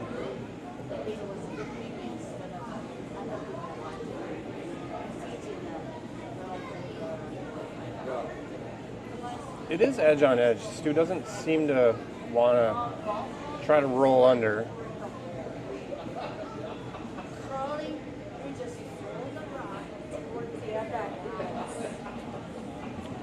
Actually, from this vantage, I believe it's even more than edge on edge. It's fully open. I think I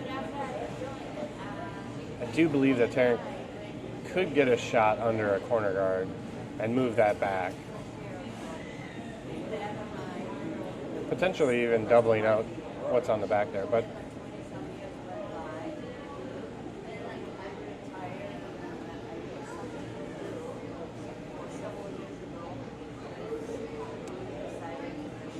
I believe I saw him tap his broom on the top of the house on the center line. A bit unorthodox for me. I don't know, especially with red sitting 3, what that gets you. So we'll have to see what he's got cooking here.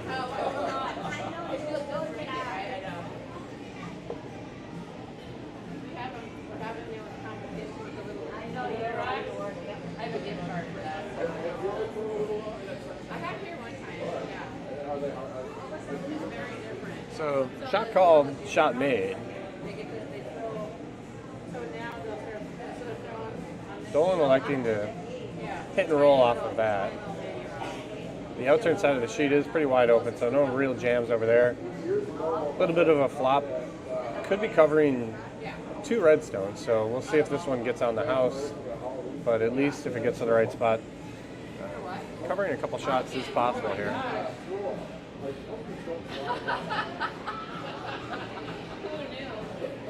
Let's stay a bit high on it. Rolls out. See if the center guard is the call again. Maybe that was just a one-time experiment. No, he wants it back. I'm gonna have to go back to skip school on this one. I'm not sure I'm totally following here, but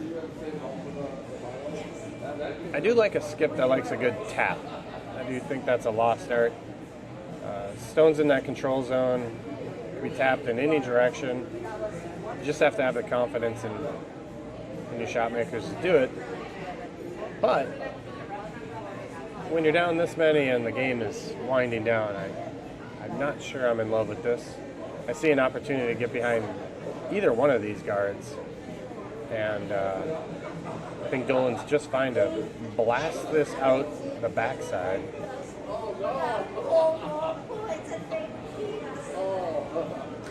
Allows Greg to throw essentially the same shot he just threw.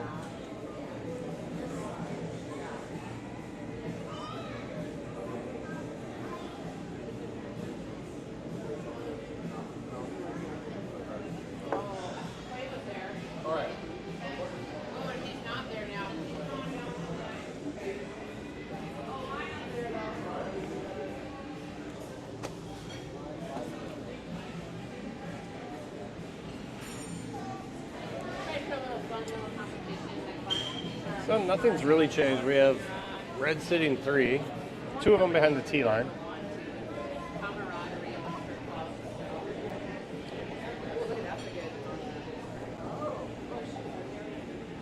See if Taran's ready to switch gears here.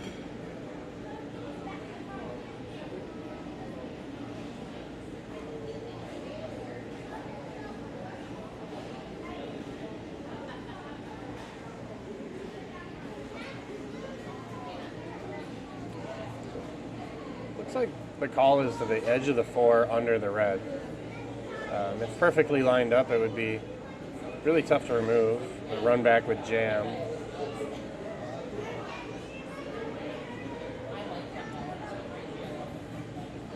If made, definitely give Dolan something to think about.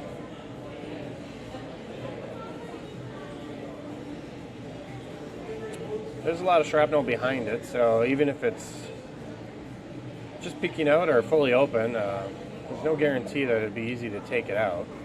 I think hitting the top stone would be the worst result.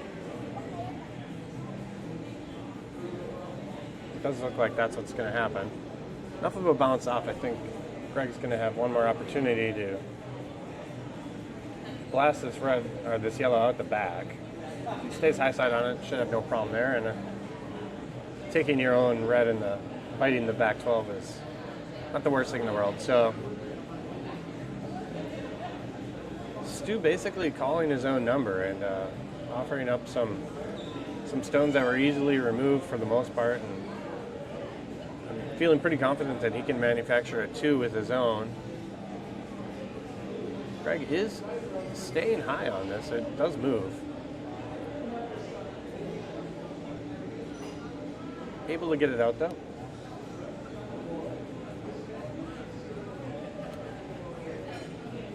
Stu electing to hit and roll under the corner guard.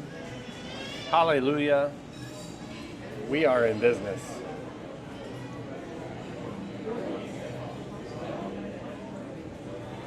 David just threw 2 beautiful corner guards. We're now potentially about to see them being utilized.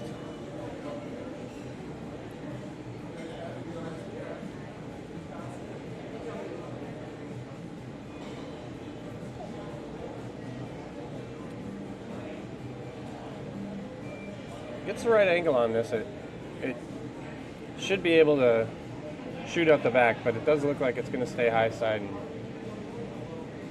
and jam.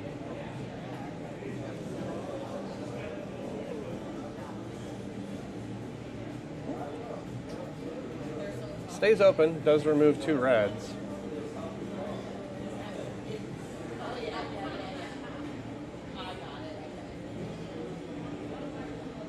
So I think if Dolan can keep the action in the center here, he should be able to manufacture a force, or I think he'd probably be just fine with even a 2 if he's got the scoreboard in his favor and they've got one end to play. But I think Team Dolan has put together a pretty good end here to get a good result.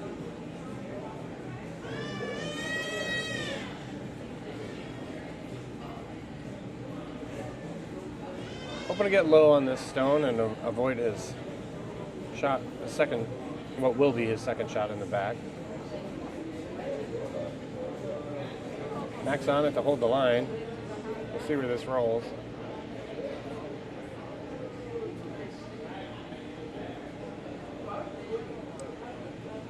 Does manage to keep it in the rings.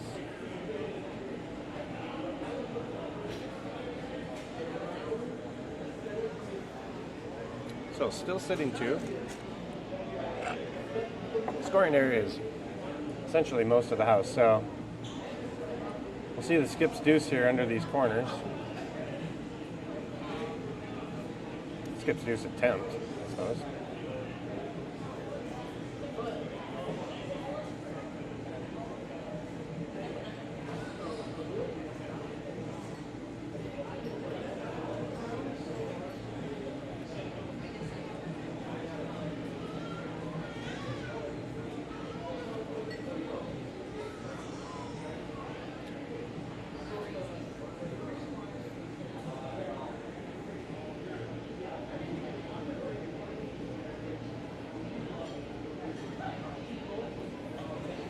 Stu electing to throw the out turn for his first. He's going to need a very buried shot.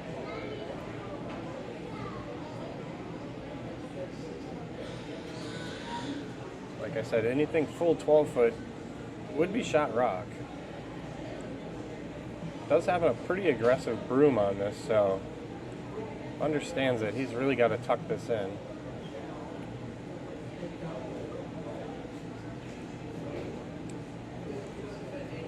Hoping that if he does peek out one side, it would be far outside on the in-turn side and have Dolan throw down a new line. But this one would need to curl a lot. Greg Jameson's ready to sweep. And able to get it out.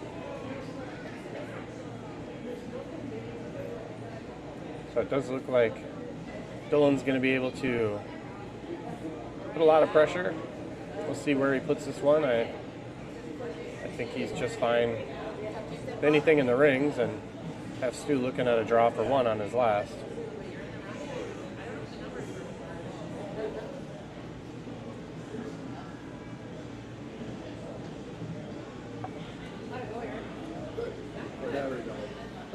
Oh, did it? Yeah. Is it charging up? Yeah. Yeah. Thanks for doing that. Appreciate it. It was fun. Good. Just figure once you're on it. Yeah.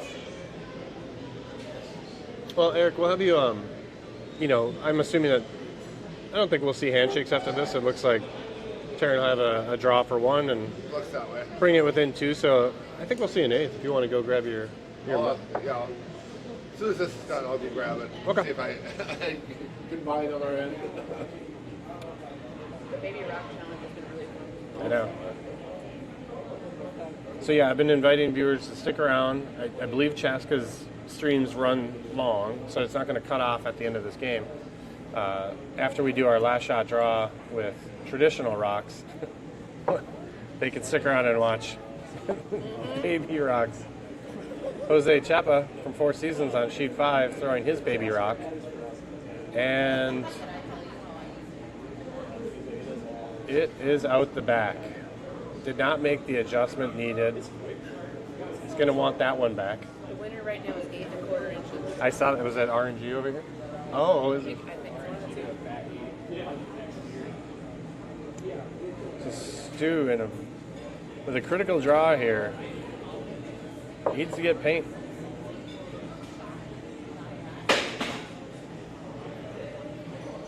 Everyone seems to like it. Taran forced to 1 in the 7th.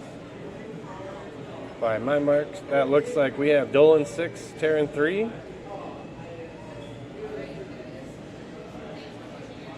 Taran 4, sorry.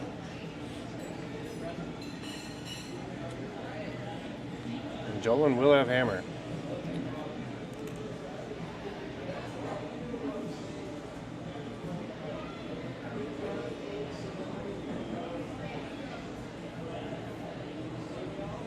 As I said, Taran has been able to put some pressure on without hammer. Dolan has found ways to manufacture deuces on all 3 times the opportunities he's had with hammer. So, but none of them were easy. So I do think the potential for a big steal is here. We'll see if their shot placement lines up to where they want to go.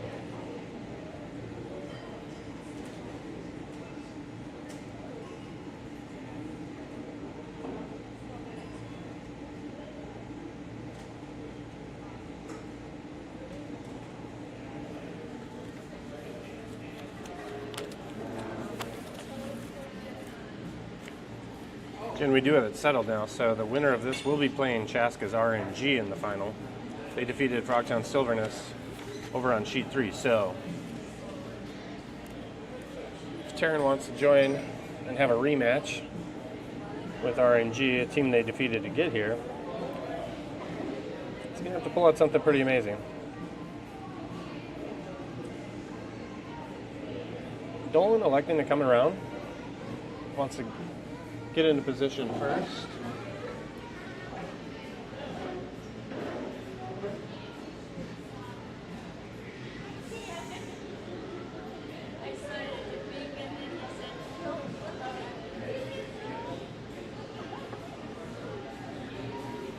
I'll put it in for longer. Yeah, just make sure when you click it in, they have to be a certain way. Why don't put it in for? You know, yeah, he should know, but make sure, you'll see a charging pad on one side, not the other. I don't know. Okay. But, well, we gave Eric's battery 2 ends to try to charge up, and it still hates its life. So you guys are stuck with me for the dramatic conclusion of this game. We are using Chaska's DJI little lapel mic, wireless microphones. I mean, they're not the shape of a thumb drive, but they're about that size. Kind of amazing that they can even broadcast from 75 yards away and for hours and hours. So kind of amazed that doesn't happen more often. But Eric, you're doing great as the rep from the St. Paul Curling Club. It's too bad you won't be here to potentially celebrate this victory from Dolan. They've got some work cut out for them, though.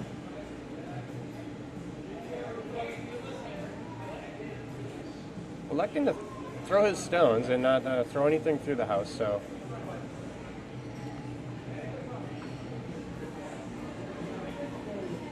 I believe it's paying off too.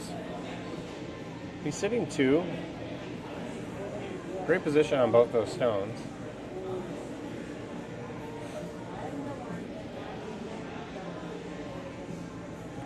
I think Stu can see enough of that red that was just thrown. Get it moving. Really tough to remove them both, but we'll see what Leo can throw. Weight is down, so I think more of a freeze or a tap here.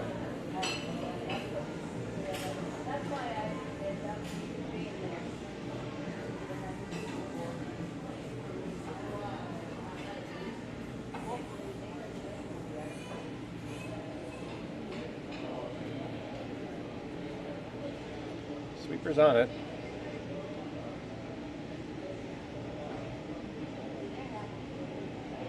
Gonna have to go if they want a proper freeze. I think they're just adding to a bit of a centerline mess, which when you're down by a couple in the last end isn't the worst thing worst thing. The stone is in a relatively good spot. It'd be usable, not hooked with anything. Close enough to that other center that Chris does see an opportunity for a double peel.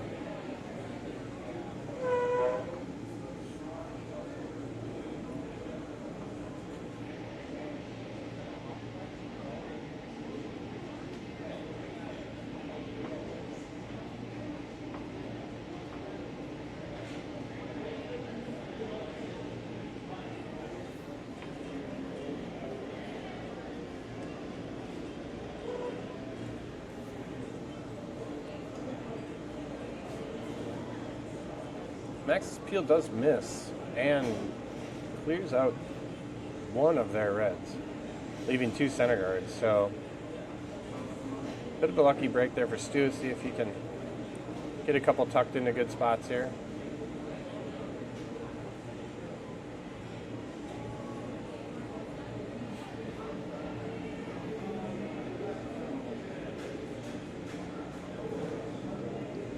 Guards are relatively high.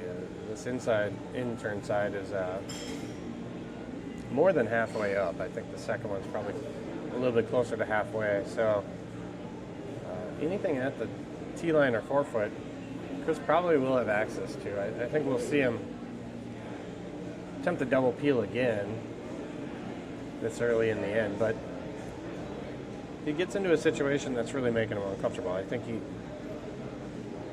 could have access to these stones from one or the other side. This one's going a little deep, but very buried. Back 4.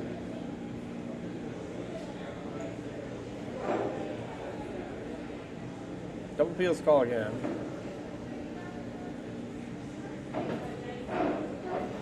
Greg's first one not missing by much. I think he wants to hit about a third of a stone, so the adjustment probably going to be made here. Sweeper's on it, so.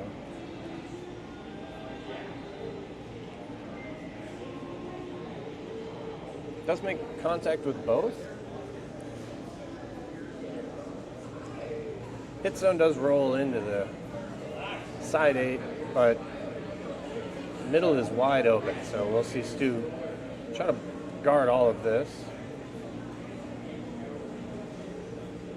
So, great result from that double peel attempt.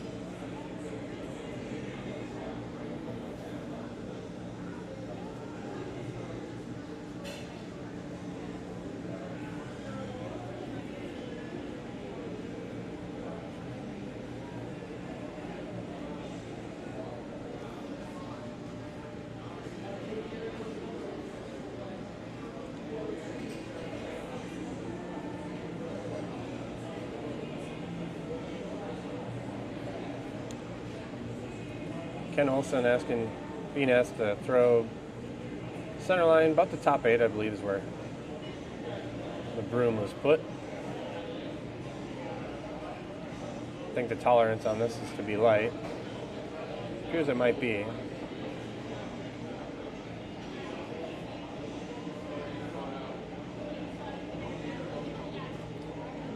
This is going to undercurl a bit. Shot stone will be about half open on the other side. See if Chris wants to deal with the guard. It does appear that he is, so deal with shot stone later. Have Greg throw one more peel.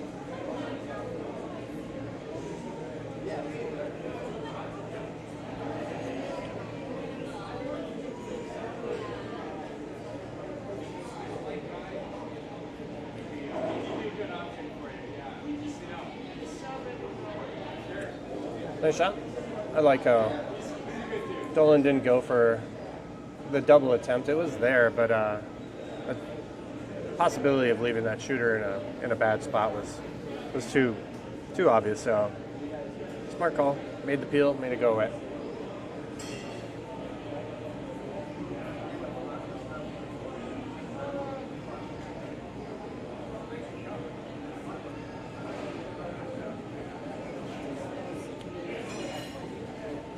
Ken wants to come down and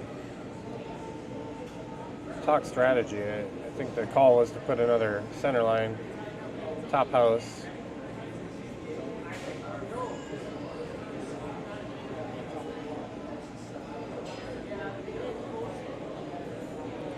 think Ken's reminding him that we do need to steal 2 here, and we're only sitting 1 currently. But I don't know if that necessarily changes the call. You're not going to steal anything without guards, and you can hope for a miss later and then deal with that red.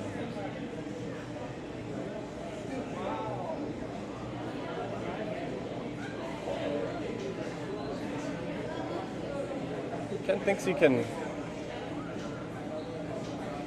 maybe get the hit and roll into a good spot. I think this would have to be a really precise shot.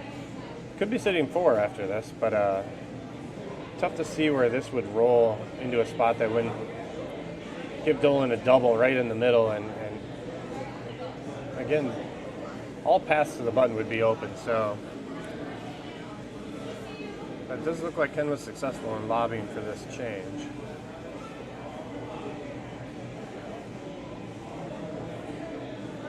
Might have been just talking about broom position more than anything. It doesn't look like the hit actually got called. So guard's coming back.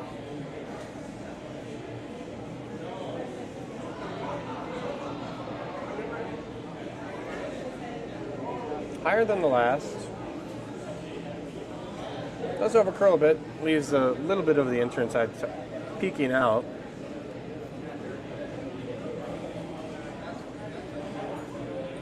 Dolan calling the peel. They are one's over the top of the other. I think he took a peek at the double, but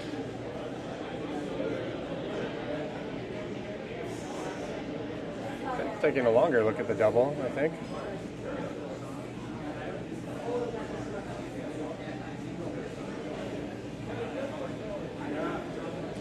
Didn't seem to really indicate that he changed his mind. I think he just wanted to take a second look at it. I think peel is a call here. He is getting high enough in the guard zone where a nose hit of your own color would be less intimidating, but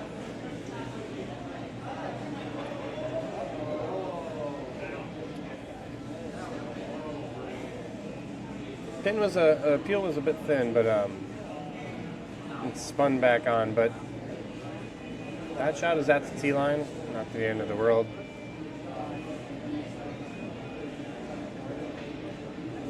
Looks like Taran is sitting 2 at this moment.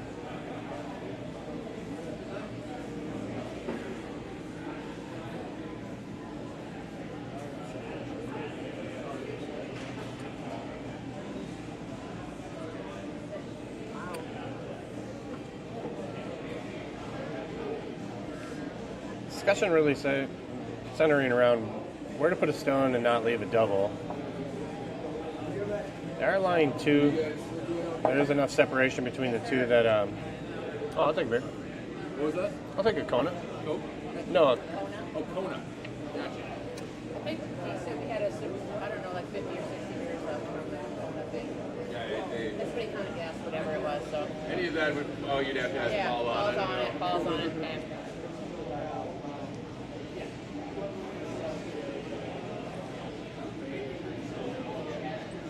so the discussion really centering on the top of the 8-foot here near the center line. I think they're going to try for a double on their next Team Dolan will. So you do get it near the center line. Whatever double they attempt will hopefully leave their shooter and give them a chance to tuck a second stone in there. So. Make the paperwork work right. It's a lot easier for else order. Make sure they get the stuff for your party. Oh, okay. Yeah. So I'm trying to, I think most of them have already. I want to make sure that try to communicate with people are coming in. Okay. Yeah, I think both of them got that. Okay, cool. Most of you can. Okay, cool. Touch base. Okay, thank you. Appreciate it.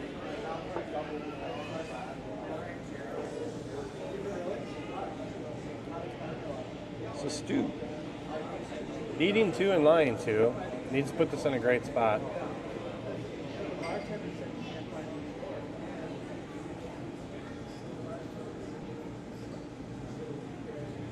With top 8, Dolan will have an opportunity which double he wants to take on. There will be a slash double or something on the edge that will remove his shooter from consideration and possibly make 2 that way. Selecting for this outside one. Nice thing about this is that no chance of yellow being shot rock if this is made. Would force Taran to deal with shot rock and then leave the outturn path for the win on this last. So he's got a couple good results here. The high side could slash double, and on the inside he could flop a little bit undercover. So he's elected hit the edge of the 4-foot.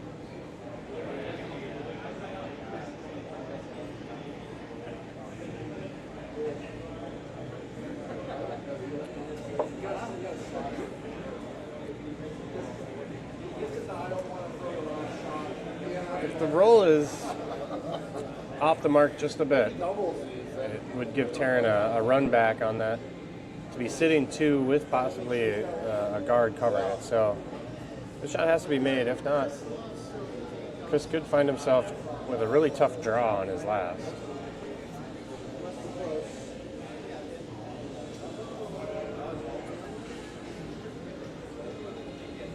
Let's come to rest as I'll wait to see their determination. 1 or 2.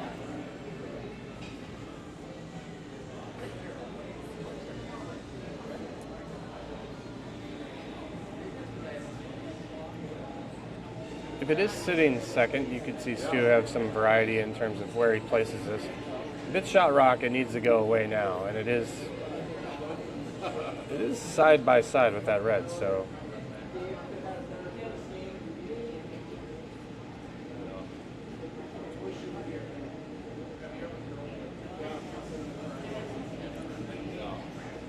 I think he's electing to come down with about hack weight, stay high side on the rock, remove it from second shot, flop over a bit and give Chris Dolan a decision to make if he wants to try to hit anything in the 4-foot, which he probably will have access to, or if he'll draw the outturn.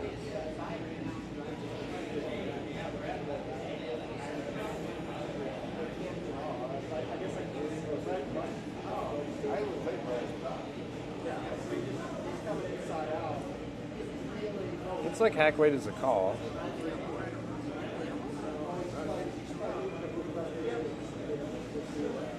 The stone's not frozen. There is a little separation there. I think if he stays on the high side of the red that he wants to hit, he should flop in the right direction and be sitting 2. So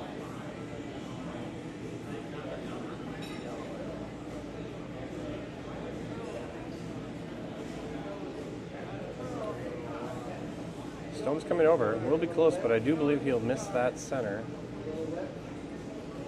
Does tick. Similar result. Able to be sitting first and second.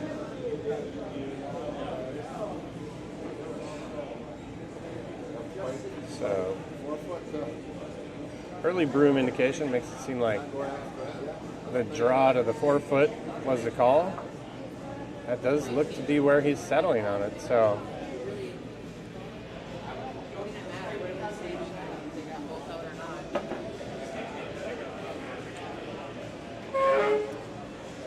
Chris Dolan electing not to try the nose double on the center. His shooter would not be counting after that, but it would limit them to 1 and still result in a Dolan win. So feeling pretty confident in his draw weight. The tolerance on this does allow it really touching anything 4-foot out counts the second shot. So not as precise as some draws, but definitely has to be close. Sweepers are hitting it now. Curling up more than they would like.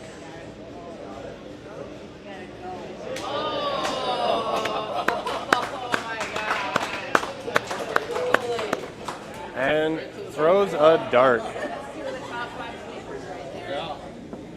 Chris Dolan throws an absolute dart, win the game. He will be playing Team RNG from Chaska in the finals. Amazing shot. Glad you guys got to see that with me. I'm going to go off mic, but like I said, if you want to watch after these last shot draws, which is something we have to do, you'll see the baby stone draws, which are, for anyone who doesn't know, junior stone is, if a regular curling stone, somewhere around 42 pounds. I don't know what a junior would be. Half that? What do you think a junior is? 5. Yeah, we'll split the difference. More than 20, but they're adorable. So we'll get to see some of these guys throw baby stones. Maybe Chris Dolan will throw that one right on the goddamn lid as well. We don't know. Thanks for watching the third draw. We do have championship coming up at 2 o'clock. You'll see Chris Dolan again taking on Chaska's RNG. Both teams went undefeated through our points round and have earned the opportunity to win the 2025 TCCA Invitational. That would make them champs of the Twin Cities of our 5 affiliated club and our 4,000 curlers. So quite an honor. Come back here at 2 o'clock. I have no idea what sheet that will be on. I will post it to Facebook, and also you'll be able to just find it. Chaska does a good job of updating the description of their videos to show the team. So look for Dolan and RNG if that's the game you want to watch. Our other teams will be playing for third and all the other places. So all 10 of our teams will be playing one more draw.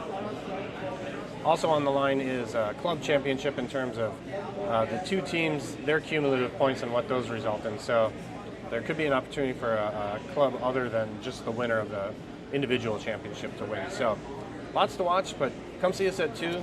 Thanks for watching. Joe Widmer from TCCA.